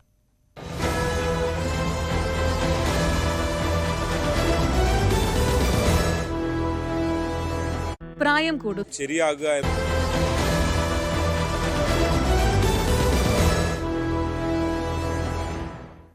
മോർണിംഗ് വൈബ്സിലേക്ക് തിരികെ എത്തുമ്പോൾ ഇനി നമ്മൾ പോളിംഗ് ദിനത്തിലെ കാഴ്ചകൾ എങ്ങനെയാണ് എന്നുള്ളത് പരിശോധിച്ച് വരികയാണ്. ഓരോ മണ്ഡലങ്ങളും കയറി നമ്മൾ വരികയായിരുന്നു. ഇനി നമ്മൾ പോകുന്നത് എറണാകുളത്തേക്കാണ്. നവമി ദിനേശാണ് കൂടുതൽ വിശദാംശങ്ങളുമായി നമുക്കൊപ്പം ചേരുന്നത്. Navami, very good morning. എങ്ങനെയുണ്ടായിരുന്നു ഇന്നലത്തെ ആ ഒരു പോളിംഗ് ദിനം? എറണാകുളത്തെ സംബന്ധിച്ചൊരു മെട്രോ നഗരം, ആ ഒരു ട്രെൻഡ് എങ്ങനെയായിരുന്നു? നമ്മളിപ്പം തുടക്കം മുതൽ സംസാരിച്ചുകൊണ്ട് വന്നത് ഈ പോളിംഗ് ദിനം ജനങ്ങളെല്ലാം വല്ലാതെ അവശരാക്കി, ബാധിച്ചു, മണിക്കൂറുകൾ ക്യൂ നിൽക്കേണ്ടി വന്നു എന്നുള്ള കാഴ്ചകളാണ് എല്ലാ മണ്ഡലത്തിൽ നിന്നും പറയാനുള്ളത്. എറണാകുളത്തെ ഒരു കാഴ്ച എങ്ങനെയായിരുന്നു? ഈ പോളിംഗ് ശതമാനം കുറഞ്ഞതിലുള്ള സ്ഥാനാർത്ഥികളുടെ ഒരു കണക്കുകൂട്ടലും ആശങ്കയും അതും എങ്ങനെയാണ്?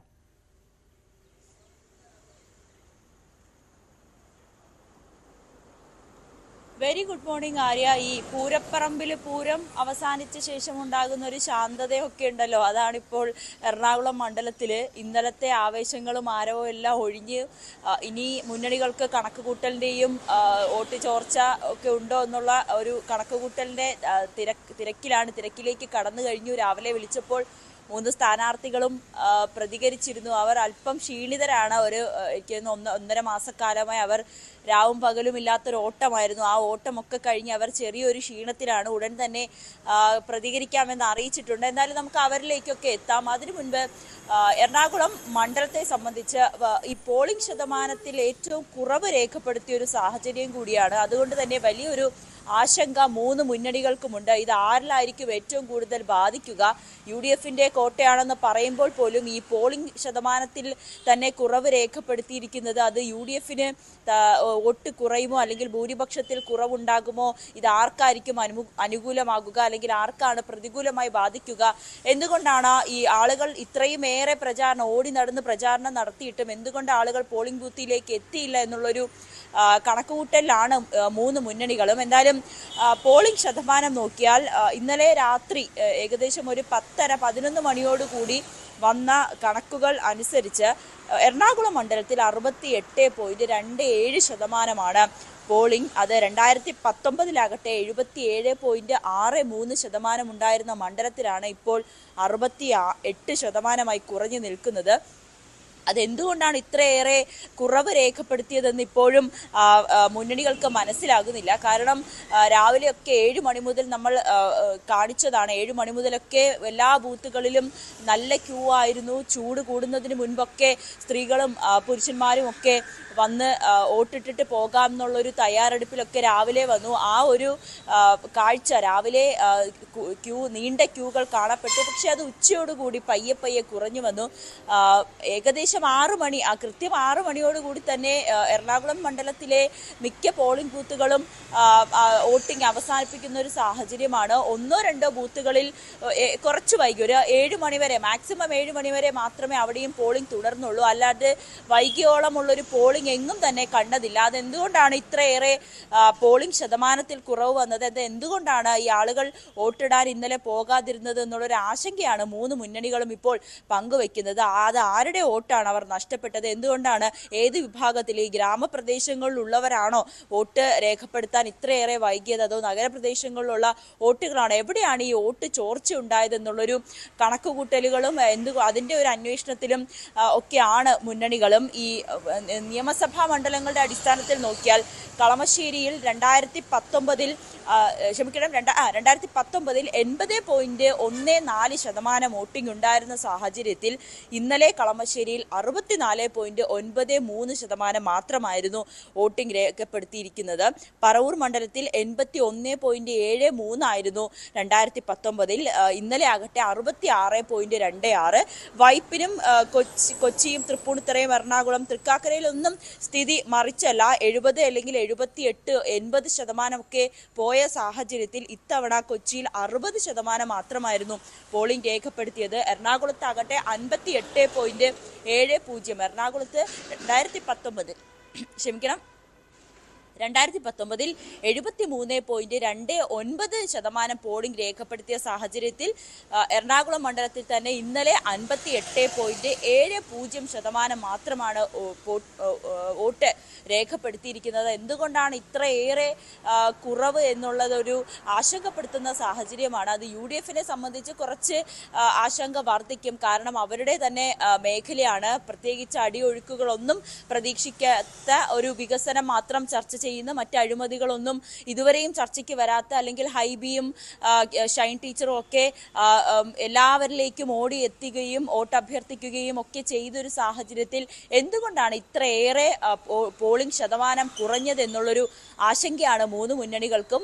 LDF ആയിക്കോട്ടെ UDF-നായിക്കോട്ടെ ഇനി പ്രചാരണത്തിലേറ്റ ഏതെങ്കിലും തരത്തിലുള്ള തിരിച്ചടികളാണോ എന്നുള്ളൊരു ആശങ്ക കൂടി അവർ പങ്കുവെക്കുന്നുണ്ട്.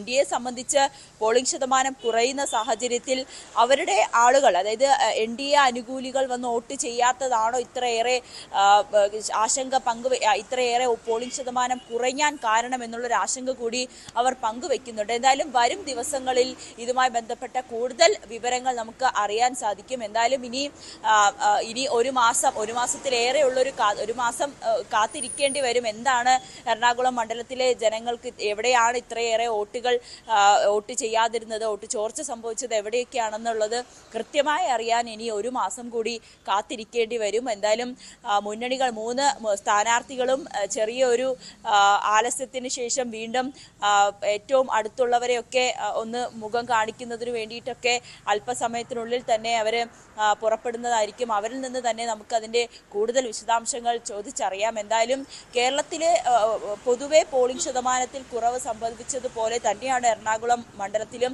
അവിടെയും പോളിംഗ് ശതമാനത്തിൽ നല്ല കുറവ് സംഭവിച്ചിട്ടുണ്ട്. ഇതെവിടെയാണ് ഇത്രയേറെ കുറവ് സംഭവിച്ചത് എന്നുള്ള ഒരു കാര്യമാണ് ഇനി അറിയേണ്ടതും. ആര്യ, തീർച്ചയായും നവമി ദിനേശാണ് വിവരങ്ങൾ നൽകിയത്. നവമി സൂചിപ്പിച്ചതുപോലെ തന്നെ ഇന്നത്തെ ഈ ഒരു ദിവസം ഈ ഒരു അവലോകനത്തിൻ്റെ, അനാലിസിസിൻ്റെ ഒരു ദിനമാണ്. അപ്പോൾ കൂട്ടിക്കുഴിച്ച് എങ്ങനെയാണ് അനുകൂലമായിട്ടാണോ പ്രതികൂലമായിട്ടാണോ വരുന്നത് എന്നുള്ള തരത്തിലേക്കുള്ള അവരുടെ ഒരു പ്രാഥമികമായ അനുമാനം അതെന്താണ് എന്നുള്ളത് ജനങ്ങളുമായി മാധ്യമങ്ങളിലൂടെ സ്ഥാനാർത്ഥികളായിക്കോട്ടെ പാർട്ടി നേതൃത്വങ്ങളുമൊക്കെ പങ്കുവയ്ക്കാൻ പോകുന്ന മണിക്കൂറുകളായിരിക്കും. എന്തായാലും അവർ തന്നെ പറയട്ടെ, അവരോട് തന്നെ നമുക്ക് ചോദിക്കാം. അതിനായി തന്നെ കാത്തിരിക്കുകയും ചെയ്യാം.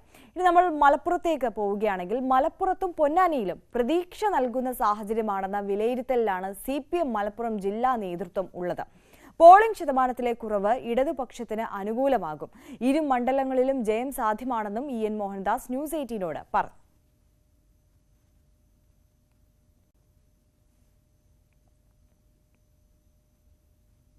CPM-ന്റെ മലപ്പുറം ജില്ലാ സെക്രട്ടറി ശ്രീ EN മോഹൻദാസ് ആണ് നമ്മോടൊപ്പം ചേരുന്നത്. ഇപ്പോൾ മലപ്പുറത്തെയും പൊന്നാനിയിലെയും പോളിംഗ് കഴിഞ്ഞിരിക്കുന്നു. നമ്മളെ സംബന്ധിച്ച് പ്രതീക്ഷ നൽകുന്ന ഘടകങ്ങൾ എന്തൊക്കെയാണ്? തെരഞ്ഞെടുപ്പ് കഴിഞ്ഞപ്പോൾ LDF-ന്റെ പ്രതീക്ഷ കൂടുതൽ വർദ്ധിച്ചിരിക്കുകയാണ്. പൊതുവെ പോളിംഗ് സ്റ്റേഷനുകളിൽ നിന്ന് കിട്ടുന്ന പ്രതികരണങ്ങൾ, വോട്ട് ചെയ്യാൻ നിൽക്കുന്നവരിൽ നിന്ന് കിട്ടുന്ന പ്രതികരണങ്ങൾ വളരെ പ്രതീക്ഷ ഏകുന്ന പ്രതികരണങ്ങളാണ്. ഇടതുപക്ഷ ജനാധിപത്യ മുന്നണിയെ സംബന്ധിച്ചിടത്തോളം മലപ്പുറത്ത് 2 സീറ്റുകളും ജയിക്കാൻ കഴിയും എന്നൊരു അവസ്ഥയാണ് തെരഞ്ഞെടുപ്പ് കഴിഞ്ഞപ്പോൾ കാണുന്നത്. പൊന്നാനിയിൽ നമ്മുടെ നേരത്തെ തന്നെ നമ്മൾ ജയിക്കുമെന്ന് നമ്മൾ കണക്കൂട്ടിയതാണ്. ആ കണക്കൂട്ടൽ ശരിവെക്കുന്നതാണ് നമ്മുടെ പോളിംഗ്. കഴിഞ്ഞ തെരഞ്ഞെടുപ്പിനേക്കാൾ കുറച്ച് പെർസെൻറ്റേജ് കുറഞ്ഞിട്ടുണ്ടെങ്കിൽ പോലും ഇടതുപക്ഷ ജനാധിപത്യ മുന്നണിയിലെ വോട്ടുകൾ പൂർണ്ണമായി പോൾ ചെയ്യിച്ചിട്ടുണ്ട്. എന്നാൽ UDF സംബന്ധിച്ചിടത്തോളം വലിയ തോതിൽ പ്രതിരോധത്തിലാണ് UDF സ്ഥാനാർത്ഥി. പൊന്നാനി മണ്ഡലത്തിൽ UDF ലീഗിൻ്റെ ആണ് ഒന്നാം കക്ഷിയെങ്കിൽ പോലും ലീഗിൻ്റെ സഖ്യകക്ഷിയായ കോൺഗ്രസിൻ്റെ വോട്ട് ഗണ്യമായി കുറയുന്ന ഒരു സ്ഥിതി ഉണ്ടായിട്ടുണ്ട്. കുറേ വോട്ടർമാർ പോൾ ചെയ്തിട്ടില്ല. കോൺഗ്രസിൽ നിന്ന് BJPയിലേക്ക് നല്ല ഒഴുക്കുണ്ടാകാനുള്ള സാധ്യത ഉണ്ട്. ഇടതുപക്ഷ ജനാധിപത്യ മുന്നണിക്ക് അനുകൂലമായി വോട്ട് ചെയ്യാനും കോൺഗ്രസിൽ ഒരു വിഭാഗം തയ്യാറായി വന്നിട്ടുണ്ട്. ഇതെല്ലാം UDFൻ്റെ വോട്ട് കുറയാനും ഇടതുപക്ഷ ജനാധിപത്യ മുന്നണിയുടെ വോട്ട് ഗണ്യമായി വർദ്ധിക്കാനും ഇടയാക്കും. മോശമല്ലാത്ത ഒരു ഭൂരിപക്ഷത്തിന് ഇടതുപക്ഷ ജനാധിപത്യ മുന്നണി സ്ഥാനാർത്ഥി പൊന്നാനിയിൽ ജയിക്കും. നമ്മൾ ഏറ്റവും വലിയൊരു പ്രചാരം സമസ്തയുടെ വോട്ട് ബാങ്ക് നമുക്ക് അനുകൂലമാകും എന്ന തരത്തിലായിരുന്നു. അത് എത്രമാത്രം പ്രതീക്ഷിക്കുന്നുണ്ട്? സമസ്തയ്ക്കകത്ത് ഉയർന്നു വന്നിട്ടുള്ള ലീഗിനെതിരായിട്ടുള്ള പ്രതിഷേധം അത് വോട്ടിൽ നന്നായി പ്രതിഫലിക്കും എന്നുള്ളതാണ് വോട്ട് കഴിഞ്ഞപ്പോൾ നമുക്ക് മനസ്സിലാക്കാൻ കഴിഞ്ഞിട്ടുള്ളത്. മലപ്പുറത്തെ പ്രതീക്ഷ എങ്ങനെയാണ്? മലപ്പുറത്തും നമുക്ക് നല്ല പ്രതീക്ഷയുണ്ട്. നമ്മുടെ സ്ഥാനാർത്ഥി ചെറുപ്പക്കാരൻ എന്ന നിലയിൽ നല്ല ഓളം ഉണ്ടാക്കാനും വലിയ സ്വീകാര്യത ചെറുപ്പക്കാർക്കിടയിലും സ്ത്രീകൾക്കിടയിലുമൊക്കെ നല്ല സ്വീകാര്യത നമ്മുടെ സ്ഥാനാർത്ഥിക്ക് ലഭിച്ചിട്ടുണ്ട്. അതുപോലെ ഏറ്റവും പ്രധാനപ്പെട്ട രാജ്യം ഈ തെരഞ്ഞെടുപ്പിൽ പൊന്നാനിയിലായാലും അതുപോലെ മലപ്പുറത്തായാലും ഏറ്റവും കൂടുതൽ തെരഞ്ഞെടുപ്പിൽ ചർച്ചയ്ക്ക് വിധേയമായ വോട്ടർമാർ വോട്ട് ചെയ്യുന്നതിന് പരിഗണിച്ച പ്രധാനപ്പെട്ട വിഷയം ദേശീയ രാഷ്ട്രീയം തന്നെയാണ്. ഭാവി എന്ത് എന്നുള്ള വലിയ അരക്ഷിത ബോധം വോട്ടർമാരിലുണ്ട്, പ്രത്യേകിച്ച് വനിതാ വോട്ടർമാരിലുണ്ട്. അതുകൊണ്ട് ഞങ്ങൾക്കൊരു തുണയാകാൻ, ഒരു സംരക്ഷണമേകാൻ ഇടതുപക്ഷത്തിന് കഴിയൂ എന്ന ഒരു തിരിച്ചറിവ് പൊതുവെ വോട്ടർമാരിൽ, നേരത്തെ പല പാർട്ടികൾക്ക് വോട്ട് ചെയ്ത വോട്ടർമാരിലും ഈ തെരഞ്ഞെടുപ്പിൽ രാജ്യത്തിൻ്റെ ഭാവി, അവർ നേരിടാൻ പോകുന്ന ആപത്തുകൾ, ഈ സന്ദർഭത്തിൽ ഒരു രക്ഷകൻ്റെ റോളിൽ ഇടതുപക്ഷത്തെ അവർ കാണുന്നു എന്നുള്ളതാണ് ഈ തെരഞ്ഞെടുപ്പിൽ പൊതുവെ ഉയർന്നു വന്നൊരു ചിത്രം. അതാണ് ഇടതുപക്ഷത്തിൻ്റെ സാധ്യത വലിയ തോതിൽ വർദ്ധിപ്പിച്ചിട്ടുണ്ട്. അത് തെരഞ്ഞെടുപ്പിൽ നന്നായി പ്രതിഫലിക്കും. നല്ല ആവേശകരമായ പ്രതികരണമാണ് തെരഞ്ഞെടുപ്പ് ദിവസവും ഇടതുപക്ഷ ജനാധിപത്യ മുന്നണിയുടെ സ്ഥാനാർത്ഥിക്കും ഇടതുപക്ഷ ജനാധിപത്യ മുന്നണിയുടെ പ്രവർത്തകർക്കും ലഭിച്ചിട്ടുള്ളത്. അട്ടിമറി ചെയ്യാൻ പ്രതീക്ഷിക്കുകയാണ്. എന്താണെങ്കിലും ഈ ഭരണവിരുദ്ധ വികാരം ഇത്തവണ ഭരണവിരുദ്ധ വികാരം ഉണ്ടായില്ല എന്നുള്ളത് തെരഞ്ഞെടുപ്പ് തെളിയിച്ചിരിക്കുകയല്ലേ. അത്തരത്തിൽ നല്ലൊരു പ്രതീക്ഷ, നല്ല പ്രതീക്ഷയാണ്, മികച്ച പ്രതീക്ഷയാണ്. മലപ്പുറത്തും പൊന്നാനിയിലും മികച്ച ഫലമായിരിക്കും, രണ്ടിടത്തും വിജയം തന്നെ പ്രതീക്ഷിക്കുന്നുവെന്നാണ് ഇടതുപക്ഷ മുന്നണിയുടെ CPMന്റെ ജില്ലാ ജനറൽ സെക്രട്ടറി നമ്മോട് പറഞ്ഞിരിക്കുന്നത്. അഖിലോട് പറയ്ക്കൊപ്പം CV അനുമോദ്, News 18.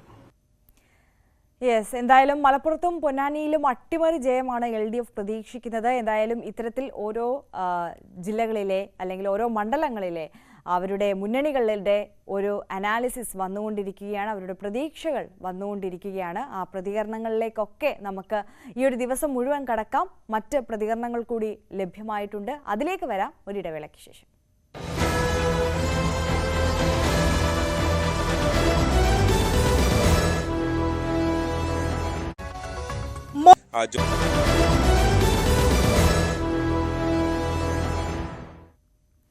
തിരികെ മോർണിംഗ് വൈബ്സിലേക്ക് എത്തുമ്പോൾ നമ്മൾ ഇനി വയനാട് മണ്ഡലത്തിലേക്കാണ് പോകുന്നത്. ഡാൻ കുര്യനാണ് അവിടെ നിന്നും നമുക്കൊപ്പം വിശദാംശങ്ങളുമായി ചേരുന്നത്. Dan, very good morning. VVIP മണ്ഡലം, കേരളത്തിലെ VVIP മണ്ഡലമായിരുന്നു വയനാട് എന്ന് പറയാം. ദേശീയ മുഖങ്ങൾ ഏറ്റുമുട്ടിയ മണ്ഡലം. LDFനും UDFനുമായി അവരുടെ ദേശീയ മുഖങ്ങൾ ഏറ്റുമുട്ടി. BJP സംസ്ഥാന അധ്യക്ഷനെ തന്നെ ഇറക്കിയാണ് BJP NDA അവിടെ കളിച്ചത്. എങ്ങനെയായിരുന്നു ഇന്നലത്തെ ഒരു പോളിംഗ് ദിനം? ആവേശകരമായിട്ടുള്ള ഒരു പ്രചാരണമൊക്കെ നടന്ന ഒരു മണ്ഡലമായ വയനാട്ടിൽ ഈ പോളിംഗ് ദിവസത്തെ എങ്ങനെ അടയാളപ്പെടുത്തുന്നു? ആ ഒരു ആവേശം പോളിംഗിൽ കണ്ടില്ല എന്ന് പറയാമല്ലേ? ഒരു തരത്തിൽ അങ്ങനെ പറയും അറിയ. കാരണം രാവിലെ മുതൽ തന്നെ വലിയ ക്യൂ ഉണ്ടായിരുന്നു എല്ലാ പോളിംഗ് ബൂത്തുകളിലും. പ്രത്യേകിച്ച് സ്ത്രീകളും പ്രായമായവരും ഉൾപ്പെടെ അസുഖബാധിതരായിട്ടുള്ളവരൊക്കെ ഉൾപ്പെടെ രാവിലെ മുതൽ തന്നെ പോളിംഗ് ബൂത്തുകളിൽ രാവിലെ 7 മണിക്ക് മുമ്പ് തന്നെ വോട്ട് രേഖപ്പെടുത്തുന്നതിന് വേണ്ടി പോളിംഗ് ബൂത്തിൽ എത്തുന്ന കാഴ്ച കൽപ്പറ്റ ഉൾപ്പെടെയുള്ള മേഖലകളിലെ പല പോളിംഗ് ബൂത്തുകളിലും കാണാൻ കഴിയുന്നു. പക്ഷേ ഉച്ചയോടെ പോളിംഗ് മന്ദഗതിയിലാകുന്ന ഒരു സാഹചര്യമാണ് ഉണ്ടായത്. അത് എന്തുകൊണ്ടാണ് എന്നറിയില്ല. പിന്നീട് വൈകുന്നേരം ഒരു 4 മണിക്ക് ശേഷമാണ് തിരക്ക് അല്ലെങ്കിൽ നീണ്ട ക്യൂ അനുഭവപ്പെടുന്ന സാഹചര്യം ഉണ്ടായത്. അത് 6 മണി കഴിഞ്ഞ് തുടരുന്ന ഒരു സ്ഥിതി പല മണ്ഡലങ്ങളിലെയും പോളിംഗ് ബൂത്തുകളിൽ ഉണ്ടാവുകയും ചെയ്തു. എന്തായാലും 72.0 ഏറ്റവും ഒടുവിൽ ഔദ്യോഗികമായി പുറത്തു വന്നിരിക്കുന്ന കണക്ക് പ്രകാരം വയനാട് ജില്ലയിലെ ഇന്നലത്തെ പോളിംഗ് ശതമാനം. അതായത് 14,64,792 വോട്ടർമാരാണ് ആകെ ഉണ്ടായിരുന്നത്. 2019 അപേക്ഷിച്ച് വോട്ടർമാരുടെ എണ്ണത്തിൽ കൂടുതൽ ഉണ്ടായിരുന്നു. വയനാട് ജില്ലയിൽ തന്നെ 30,000-ഓളം പുതിയ വോട്ടർമാരാണ് വോട്ടർ പട്ടികയിൽ ഇടം പിടിച്ചിരുന്നത്. ഒരുപക്ഷെ ഈ വോട്ടർമാരുടെ എണ്ണം കൂടിയത് കൊണ്ടാണ്, അല്ലെങ്കിൽ ഈ വോട്ടർ പട്ടികയിൽ ഇവരുടെ എണ്ണം കൂടിയത് മൂലമുണ്ടായ ഒരു കുറവാണോ ഉണ്ടായിരിക്കുന്നത് എന്ന കാര്യങ്ങളെ കുറിച്ചൊക്കെയുള്ള പാർട്ടികളുടെ ചർച്ചകൾ നടക്കുന്നുണ്ട്. എന്തായാലും നിലവിൽ UDF-ന് അനുകൂലമായ ഒരു വിധിയെഴുത്ത് തന്നെയാകും.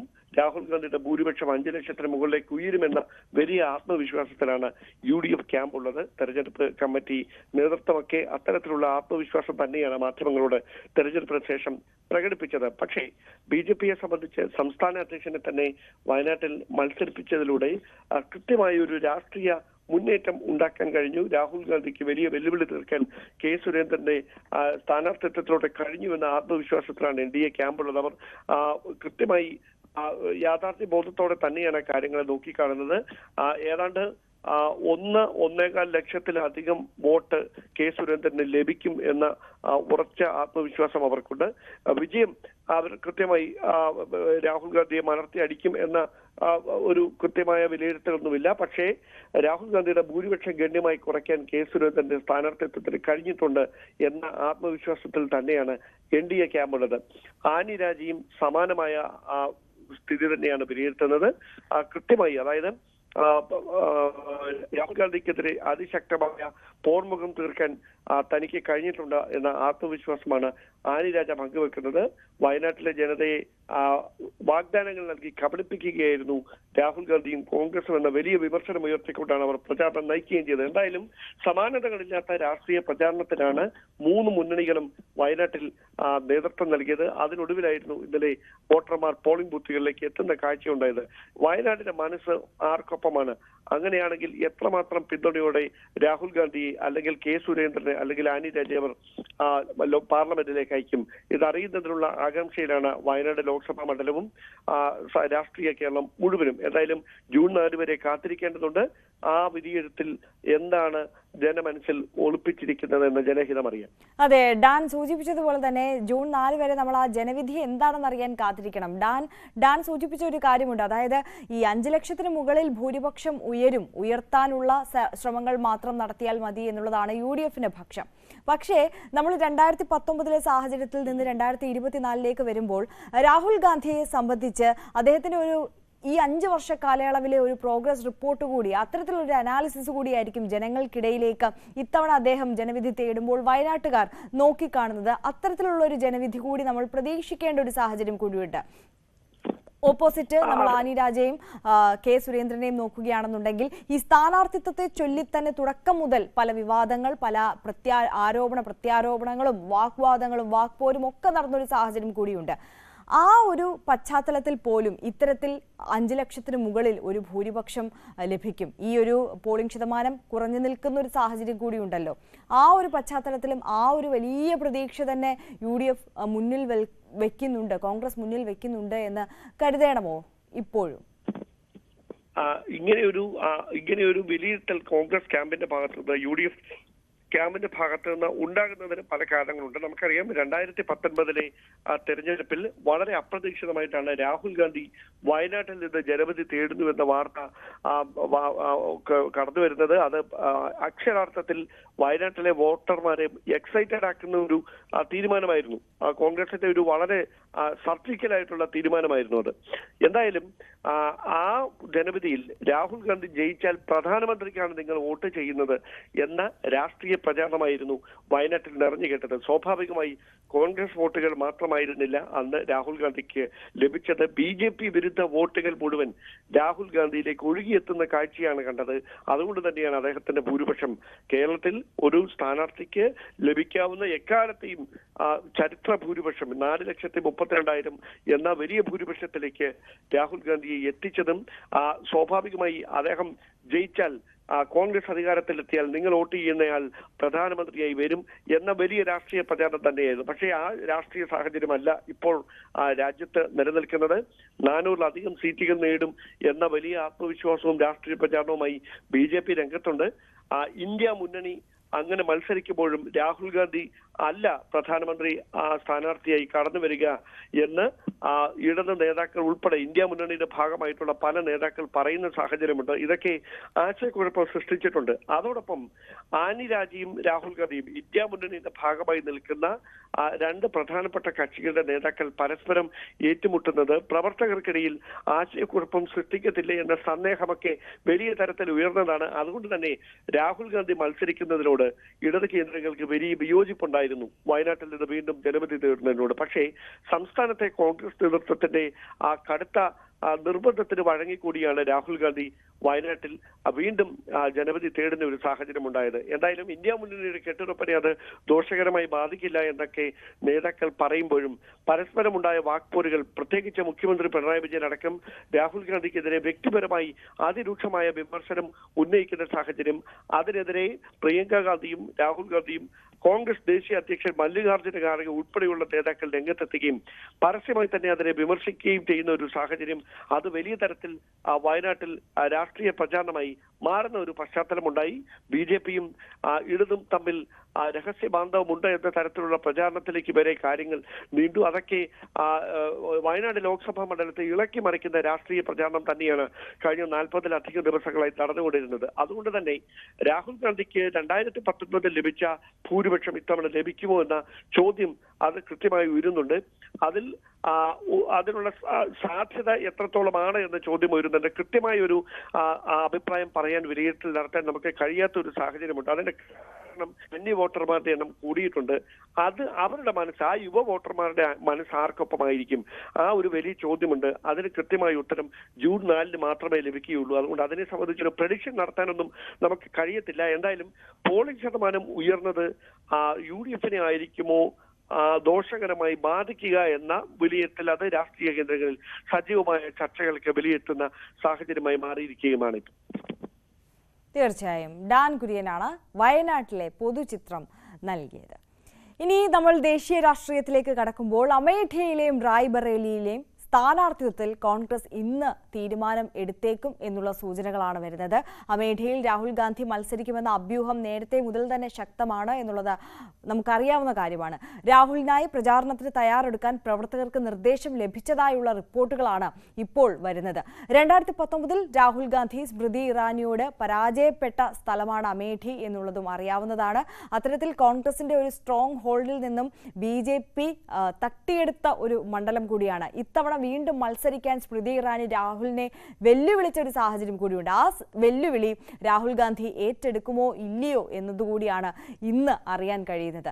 റായ്ബറേലിയിലേക്ക് വരുമ്പോൾ പ്രിയങ്ക ഗാന്ധി മത്സരിക്കാനുള്ള സാധ്യതയാണ്, അത്തരത്തിലുള്ള റിപ്പോർട്ടുകളാണ് വരുന്നത്. രാഹുലും പ്രിയങ്കയും മത്സരിക്കണമെന്ന ഉത്തർപ്രദേശിലെ കോൺഗ്രസ് പ്രവർത്തകർ ശക്തമായി ആവശ്യപ്പെടുകയാണ് എന്നുള്ളതും കോൺഗ്രസ് വൃത്തങ്ങൾ അറിയിക്കുന്നു. പ്രിയങ്കയുടേത് അങ്ങനെയെങ്കിൽ ഇത് കന്നി അംഗമാകും. പ്രിയങ്കയുടെ ഭർത്താവ് റോബർട്ട് വാദ്ര റായ്ബറേലിയിൽ മത്സരിക്കാൻ താൽപര്യം പ്രകടിപ്പിച്ചിരുന്നു. കോൺഗ്രസ് കേന്ദ്ര തെരഞ്ഞെടുപ്പ് കമ്മിറ്റിയാകും സ്ഥാനാർത്ഥികളെ തീരുമാനിക്കുക.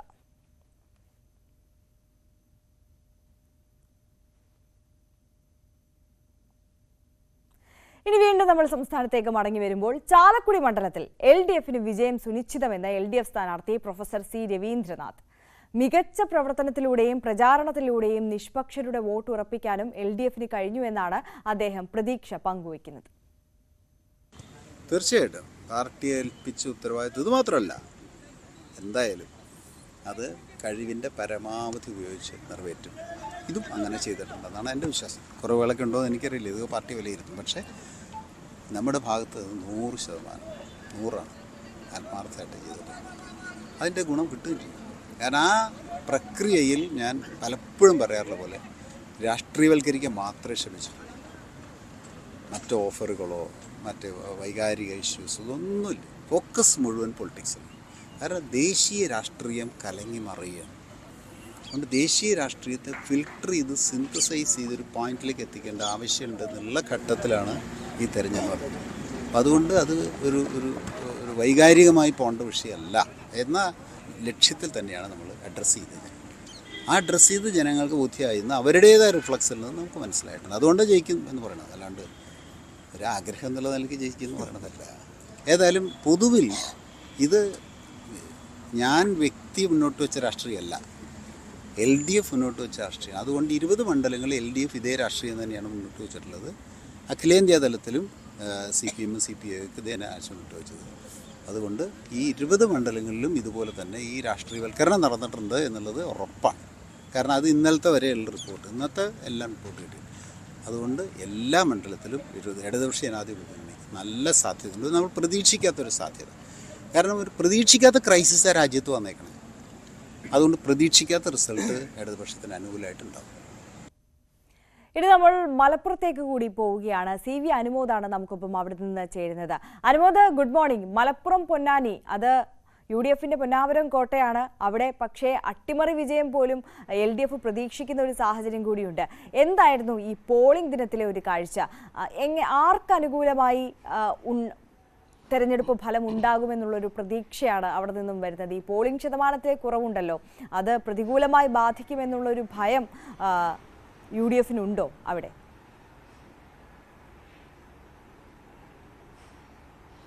Good morning Arya. നമുക്കറിയാം മലപ്പുറത്തിൻ്റെയും പൊന്നാനിയുടെയും പോളിംഗ് ശതമാനം കഴിഞ്ഞ തവണത്തേക്കാൾ വളരെ കുറവാണ്. നമുക്ക് ആദ്യം പൊന്നാനിയിലേക്ക് വരികയാണെങ്കിൽ പൊന്നാനിയിൽ ഏറ്റവും അവസാനം നമുക്ക് ലഭിച്ച കണക്ക് പ്രകാരം 69.24 പോളിംഗ് ശതമാനം. കഴിഞ്ഞ തവണ 74 അത്രയും 4% ഒരു കുറവുണ്ടായിട്ടുള്ളത് പൊന്നാനിയിലാണ്. ഇവിടെ തന്നെ പൊന്നാനിയിൽ തന്നെ നിയമസഭാ മണ്ഡലങ്ങൾ എടുത്തു നോക്കുകയാണെങ്കിൽ തിരൂരങ്ങാടി 70.53, താനൂർ 71.21, തിരൂര് 69.56, കോട്ടയ്ക്കൽ 69.78, തവനൂർ 69.18, പൊന്നാനി 64.98, തൃത്താല 69.4. ഇതിൽ ഏറ്റവും പ്രധാനമായിട്ട് നമ്മൾ ഇവിടെ ശ്രദ്ധേയമാകുന്നത് പൊന്നാനിയിലെ പോളിംഗ് ശതമാനത്തിലെ കുറവാണ്. അതായത് മണ്ഡലത്തിലെ ശരാശരി 69.24 ആണെന്നിരിക്കെ പൊന്നാനിയിൽ 64.98. അതൊരു വലിയ കുറവാണുള്ളത്. ഈ ഒരു കണക്കുകളിൽ ഇരു വിഭാഗങ്ങളും വിലയിരുത്തുമ്പോൾ പോളിംഗ് കുറഞ്ഞിരിക്കുന്നത്, മറ്റും ഇടതുപക്ഷം പറയുന്നത് ഇടതുപക്ഷത്തിൻ്റെ വോട്ടെല്ലാം തന്നെ പെട്ടിയിൽ വീണു, വലതുപക്ഷത്തിൻ്റെ വോട്ടാണ് ലഭിക്കാനുള്ളത്, അതാണ് ഈ ശതമാനത്തിൽ കുറവെന്ന് അവകാശപ്പെടുമ്പോൾ, മറുപക്ഷം UDF പറയുന്നത് നേരെ തിരിച്ചാണ്. പക്ഷേ ഈ പൊന്നാനിയിൽ നമുക്കറിയാം ഇടതുപക്ഷത്തിന് ഏറെ മെജോറിറ്റി ഉള്ള ഒരു മണ്ഡലമാണ്. അവിടുത്തെ പോളിംഗിലെ കുറവ് ഇടതുപക്ഷത്തിന് അല്പം ആശങ്കയുണ്ടാക്കുന്ന ഒരു സാഹചര്യം തീർക്കുന്നുണ്ട്. കാരണം ഇടതുപക്ഷത്തിൻ്റെ ഉറച്ച മണ്ഡലങ്ങളിലൊന്നാണ് പൊന്നാനി നിയമസഭാ മണ്ഡലം. അവിടെ പ്രതീക്ഷിച്ച പോലെ വോട്ട് വന്നിട്ടില്ല എന്നുള്ളതാണ് ഒരു പ്രധാനപ്പെട്ട കാര്യം. അത് കോൺഗ്രസിൻ്റെ വോട്ടുകളാണ് വരാത്തതെന്നാണ് പ്രാഥമികമായിട്ടുള്ള ഇടതുപക്ഷത്തിൻ്റെ വിലയിരുത്തലെങ്കിൽ പോലും ഈ പൊന്നാനിയിലെ കുറവ് ഇടതുപക്ഷത്തിനെ സംബന്ധിച്ച് ഒരു ചെറിയ ആശങ്കയുണ്ടാക്കുന്നുണ്ട്. ഒപ്പം തന്നെ തിരൂരങ്ങാടിയും താനൂരും അവിടെ രണ്ടിടത്തുമാണ് 70-ന് മുകളിൽ പോളിംഗ് ഉള്ളത്. ഈ സമസ്ത വിഭാഗക്കാരുടെ വോട്ട് ഏറ്റവും അധികം ഉള്ള മണ്ഡലങ്ങളിലൊന്നാണ് തിരൂരങ്ങാടി. അപ്പോൾ അവിടെ വോട്ട് കൂടിയത് ആർക്കനുകൂലമാകും എന്ന ഒരു വിലയിരുത്തലും ചർച്ചയും നടക്കുന്നുണ്ട്.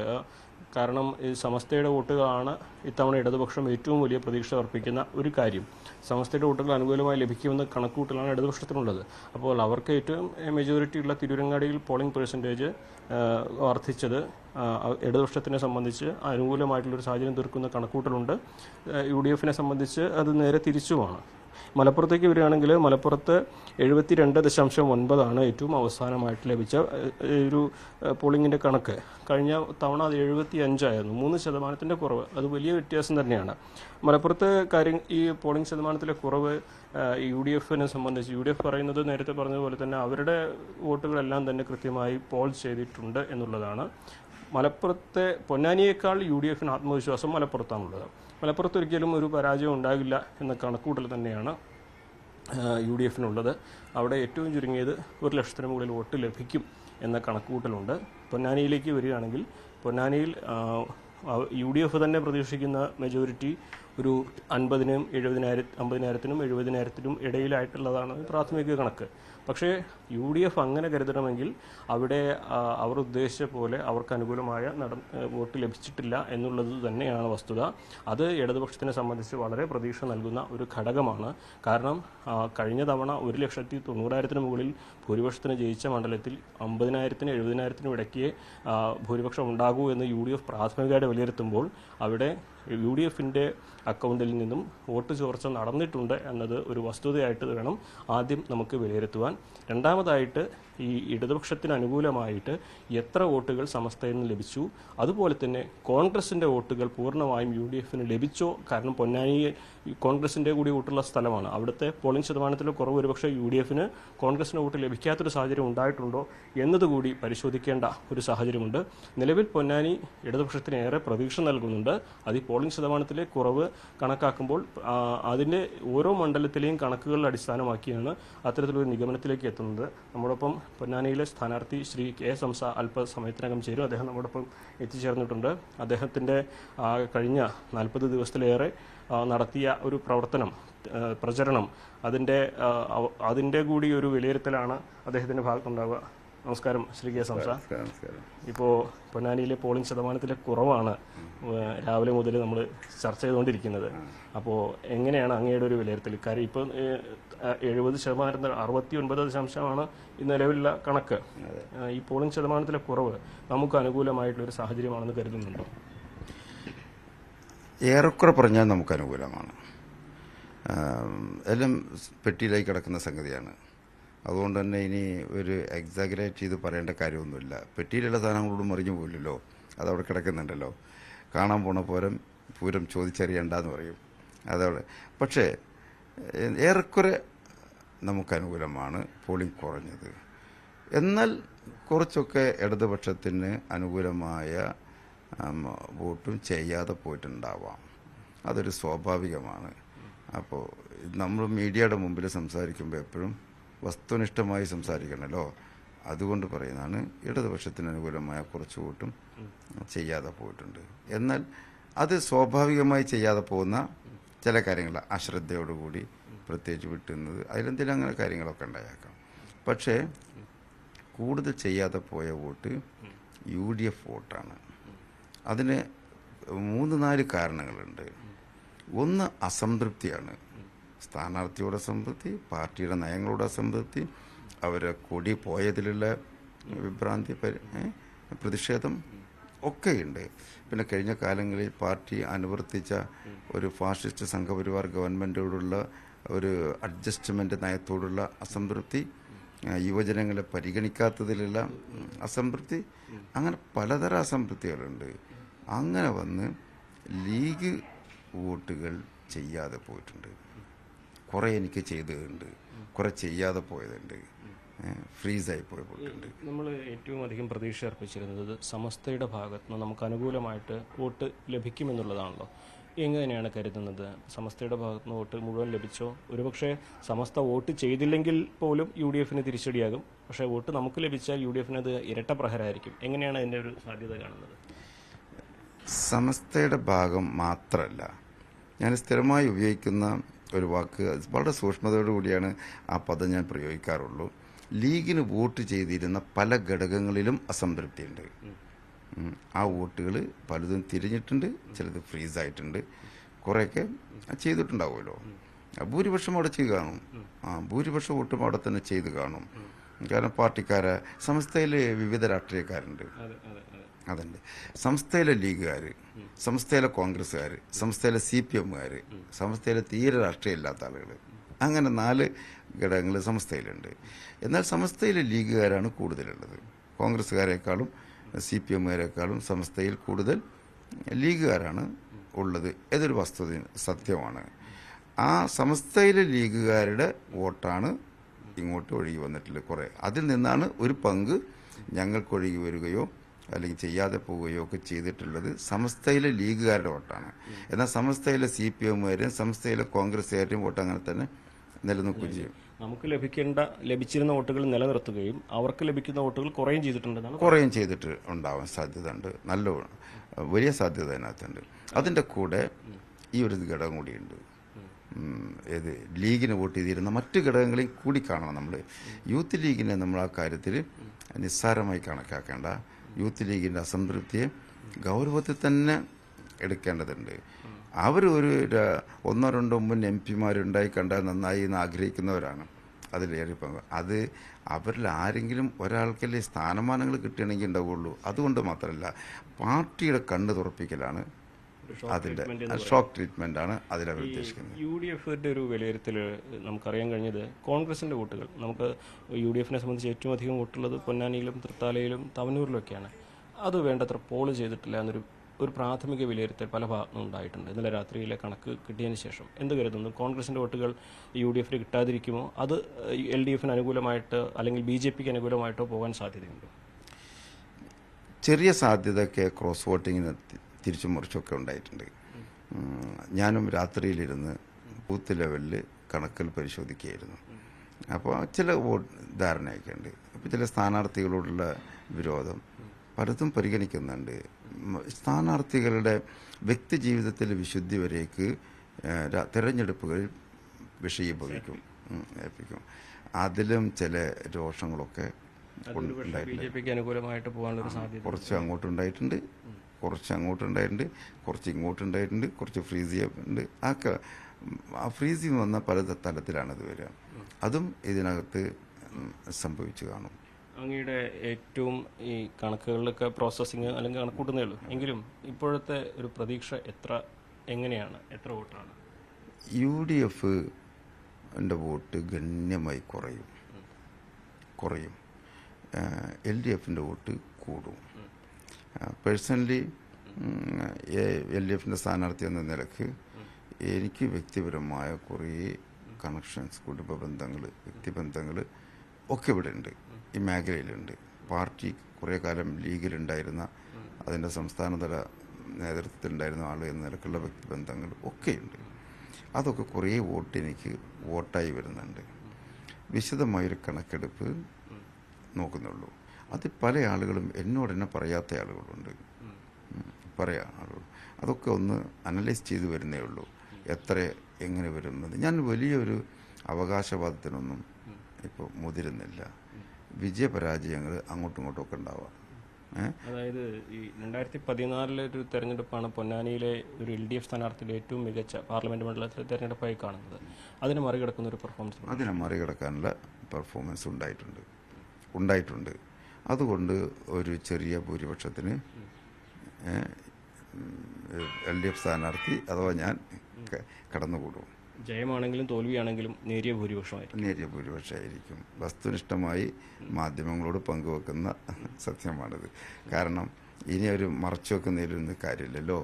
പിന്നെ യാഥാർത്ഥ്യബോധത്തോടു കൂടി സംസാരിക്കണമല്ലോ. ഈ ഇടതുപക്ഷത്തിൻ്റെ വോട്ട് മുഴുവൻ കിട്ടി എന്ന് കരുതാമോ? പൊന്നാനിയിലെ വോട്ടിംഗ് പെർസെൻറ്റേജിൻ്റെ കുറവ് മാത്രം കണക്കിലെടുത്ത് ചോദിക്കുന്നതാണ്. ഇടതുപക്ഷത്തിൻ്റെ നേതാക്കൾ അത് വിശദമായിട്ടൊന്ന് മനസ്സിലാക്കേണ്ടത്, ക്ലാരിഫൈ ചെയ്യേണ്ട ഒരു വിഷയമാണത്. ഇടതുപക്ഷത്തിൻ്റെ നേതാക്കൾ വളരെ ആത്മാർത്ഥമായിട്ട് അഹോരാത്രം പണിയെടുത്തിട്ടുണ്ട് എൻ്റെ വിജയത്തിന് വേണ്ടി. അതിൻ്റെ രണ്ടാംകിട നേതാക്കൾ അവരും ഫീൽഡിൽ വളരെ സജീവമായിരുന്നു. ഇതിനു മുമ്പ് കാണാത്ത രീതിയിലുള്ളൊരു താല്പര്യം അവരിലും ഉണ്ടായിട്ടുണ്ട്. ഏറ്റവും താഴെക്കടയിൽ വോട്ട് ചെയ്തുകൊണ്ടിരിക്കുന്ന ആളുകൾ അവരുടെ ഏറെക്കുറെ മുഴുവനായിട്ടും വോട്ട് വന്നിട്ടുണ്ട് എന്ന് ചില മേഖലകളിൽ ഇടതുപക്ഷത്തിന് സ്വാധീനമുള്ള ബൂത്തുകളിലും വോട്ട് കുറഞ്ഞിട്ടുണ്ടാവാം. അത് സ്വാഭാവികമാണ്. അതിനകത്ത് അസ്വാഭാവികതയൊന്നുമില്ല. ഇപ്പോൾ ചില കല്യാണങ്ങൾ, മരണങ്ങൾ അങ്ങനെയൊക്കെ ഉണ്ടാകുന്ന വിഷയങ്ങളൊക്കെ ഉണ്ടല്ലോ. അത്തരം കാര്യങ്ങളിൽ ഉദാഹരണത്തിന് ചില ബൂത്തുകളെടുത്ത് പരിശോധിച്ച് നോക്കുമ്പോൾ 10, 300, 400 വോട്ട് പോൾ ചെയ്യാതെ പോയിട്ടുണ്ട്. 400 വോട്ടൊക്കെ പോൾ ചെയ്യാതെ പോയിട്ടുണ്ട്. ഒന്നും കൂടി ഡെപ്തിൽ പരിശോധിച്ചാൽ അവരൊന്നും മരിച്ചു പോയവരോ നാട്ടിലില്ലാത്തവരോ അല്ല. CV അനുമോദാണ് KM ഹംസയ്ക്കൊപ്പം ചേർന്നത്. എന്തായാലും അദ്ദേഹം പറയുന്നത് ഇനി വലിയ പ്രതീക്ഷ എന്നല്ല, വലിയ വസ്തുനിഷ്ഠമായി കാര്യങ്ങൾ പറയേണ്ട ഒരു സമയമാണ്. ഇനി അത് മറച്ചു വെച്ചിട്ട് കാര്യമില്ല. എന്നിരുന്നാലും ജയമാണെങ്കിലും തോൽവിയാണെങ്കിലും നേരിയ ഭൂരിപക്ഷമായിരിക്കും എന്നുള്ള ഒരു പ്രതീക്ഷയാണ് അദ്ദേഹം പങ്കുവയ്ക്കുന്നത്. ഇനി നമ്മൾ മറ്റൊരു പ്രധാനപ്പെട്ട വാർത്തയിലേക്ക് കൂടി പോവുകയാണ്. കടുവാ ഭീതിയിൽ മൂന്നാർ കന്നിമല ടോപ്പ് ഡിവിഷനിലാണ് കടുവയിറങ്ങിയത്. കഴിഞ്ഞ ദിവസമാണ് എസ്റ്റേറ്റിന് സമീപത്തെ തേയിലക്കാട്ടിൽ 3 കടുവകളെ തൊഴിലാളികൾ കണ്ടത്. വിവരങ്ങളുമായി പ്രിൻസ് ജെയിംസ് ചേരുന്നു. പ്രിൻസ്, തൊഴിലാളികൾ പണിയെടുക്കുന്ന അവരുടെ താമസ മേഖലയിൽ, ഇത്തരത്തിൽ ജനവാസ മേഖലയിലാണ് 3 കടുവകളെ കണ്ടത്. വലിയ ആശങ്ക ഉയർത്തുന്ന വിഷയം എന്താണ് വിശദാംശങ്ങൾ? ആര്യ, മൂന്നാറിലെ കന്നിമല അടക്കമുള്ള എസ്റ്റേറ്റ് മേഖലകളിൽ കടുവയുടെ സാന്നിധ്യം പതിവായി ഉണ്ടാകാറുണ്ടെന്ന ഒരു ആരോപണം നാട്ടുകാർ ഉന്നയിക്കുന്നുണ്ട്. നിരവധി വളർത്തുമൃഗങ്ങളെ വിവിധ കാലങ്ങളിലായി കടുവകൾ കൊല്ലുന്ന ഒരു സാഹചര്യം കൂടിയുണ്ട്. പലതവണ ഇത് സംബന്ധിച്ചൊക്കെ നാട്ടുകാർ വനം വകുപ്പിൽ പരാതി അളിക്കുകയും പ്രതിഷേധങ്ങൾ സംഘടിപ്പിക്കുകയും ഒക്കെ ചെയ്തിട്ടുണ്ടെങ്കിൽ പോലും ഇതിനൊരു പരിഹാരം ഈ കടുവകൾ ജനവാസ മേഖലയിലേക്ക് ഇറങ്ങുന്നത് തടയാൻ വനം വകുപ്പ് ഒരു നടപടിയും സ്വീകരിച്ചിട്ടില്ല. പലതവണ ഇത്തരത്തിൽ ജനവാസ മേഖലയോട് ചേർന്നുള്ള പ്രദേശങ്ങളിലും റോഡിലും ഒക്കെ കടുവയെ കണ്ട സാഹചര്യങ്ങൾ മുൻപും ഉണ്ടായിട്ടുണ്ട്. എന്നാൽ കഴിഞ്ഞ ദിവസം വൈകുന്നേരത്തോടെയാണ് 3 കടുവകൾ ഈ തേയിലക്കാടുകൾക്ക് സമീപത്തെ കുറ്റിക്കാടിലേക്ക് കയറി പോകുന്ന ദൃശ്യങ്ങൾ തൊഴിലാളികൾ പകർത്തിയത്. കഴിഞ്ഞ ദിവസം ഈ മേഖലയിൽ നിന്നൊരു പശുക്കിടാവിനെ കാണാതായിരുന്നു. ഇത് സംബന്ധിച്ചുള്ള അന്വേഷണം നാട്ടുകാർ നടത്തുകയായിരുന്നു. ആ സമയത്താണ് ഇത്തരത്തിൽ കടുവകൾ ഈ തേയിലച്ചെടികൾക്കിടയിലൂടെ നടന്നു പോകുന്നത് നാട്ടുകാരുടെ ശ്രദ്ധയിൽപ്പെട്ടത്. പ്രധാനമായും തോട്ടം തൊഴിലാളികൾ അധിവസിക്കുന്ന മേഖലയാണ്. പകൽ സമയത്തും വൈകുന്നേരങ്ങളിലുമൊക്കെ ഇതിലൂടെ കടുവയൊക്കെ വരുന്ന ഒരു സാഹചര്യം ഇപ്പോൾ ഉണ്ടായിട്ടുണ്ട്. പ്രത്യേകിച്ചും വേനൽ കടുത്തതോടെ കൂടുതലും ജനവാസ മേഖലയിലേക്ക് ഇറങ്ങുന്ന ഒരു സാഹചര്യം കൂടിയുണ്ട്. പ്രത്യേകിച്ചും തേയിലക്കാടുകളിലൊക്കെ എപ്പോഴും നാട്ടുകാരുടെ സാന്നിധ്യം ഉണ്ടാകുന്നതാണ്. തൊഴിലാളികൾ മിക്കപ്പോഴും തന്നെ ഈ കൃഷിയിടങ്ങളിലൊക്കെ ഉണ്ട്. ഒപ്പം ഈ പ്രദേശത്തോട് ചേർന്നാണ് ഇവരുടെ ലയങ്ങളും ഒക്കെ ഉള്ളത്. അതോടൊപ്പം തന്നെ ഇവരുടെ പ്രധാന ഒരു വരുമാന മാർഗമാണ്, അധിക വരുമാന മാർഗമാണ് കാലി വളർത്ത. ഇവർ സാധാരണഗതിയായി ഈ തേയിലച്ചെടികളോട് ചേർന്നുള്ള മൊട്ടക്കുന്നുകളിലൊക്കെ കന്നുകാലികളെ തീറ്റിച്ചാണ് ഇവർ ഉപജീവന മാർഗം കണ്ടെത്തുന്നത്. പകൽ സമയങ്ങളിൽ ഇവയെ ഈ മേഖലകളിലൊക്കെ അഴിച്ചുവിടാറുണ്ട്. അത്തരത്തിലാണ് പലപ്പോഴും വൈകുന്നേരങ്ങളിലാകുമ്പോഴേക്കും ചില പശുക്കളെയൊക്കെ നഷ്ടമാകുന്ന ഒരു സാഹചര്യം, കടുവകളുടെ ആക്രമണം ഉണ്ടാകുന്ന ഒരു സാഹചര്യം മുൻപ് ഉണ്ടായിട്ടുണ്ട്. പലതവണ ഇത്തരത്തിൽ ആക്രമണം ഉണ്ടാകുകയും വരുമാന മാർഗമായ പശുക്കൾ നഷ്ടമാകുന്ന ഒരു സാഹചര്യം ഉണ്ടാകുകയും ഒക്കെ ചെയ്തും പ്രതിഷേധങ്ങൾ ഉണ്ടായിട്ടും ഇവയെ ജനവാസ മേഖലയിലേക്ക് ഇറങ്ങുന്നതിൽ നിന്ന് തടയാൻ വനം വകുപ്പ് യാതൊരു നടപടിയും സ്വീകരിക്കുന്നില്ല. ആര്യ, പ്രിൻസ് ജെയിംസ് ആണ് വിവരങ്ങൾ നൽകിയത്. എന്തായാലും ഏറെ ആശങ്ക ഉയർത്തുന്ന വിഷയമാണ്. ജനവാസ മേഖലയിൽ മൂന്നാറിൽ കന്നിമല ടോപ്പിൽ 3 കടുവയാണ് കണ്ടത്. അതിന്റെ ദൃശ്യങ്ങളാണ് പ്രേക്ഷകർ കണ്ടത്. എന്തായാലും മോർണിംഗ് വൈബ്സിന്റെ സമയം ഇവിടെ അവസാനിക്കുകയാണ്. ഒരിക്കൽ കൂടി എല്ലാ പ്രേക്ഷകർക്കും നല്ലൊരു ദിവസം ആശംസിക്കുകയാണ്. അപ്പോൾ വളരെ സമ്പുഷ്ടമായ ഒരു വാർത്താ ദിനത്തിലേക്കാണ് നമ്മൾ കടക്കുന്നത്. കൂടുതൽ വാർത്തകൾ വരുന്ന ബുള്ളറ്റിനുകളിൽ കാണാം. പ്രേക്ഷകർ ന്യൂസ് 18-നൊപ്പം തുടരുക. നമസ്കാരം.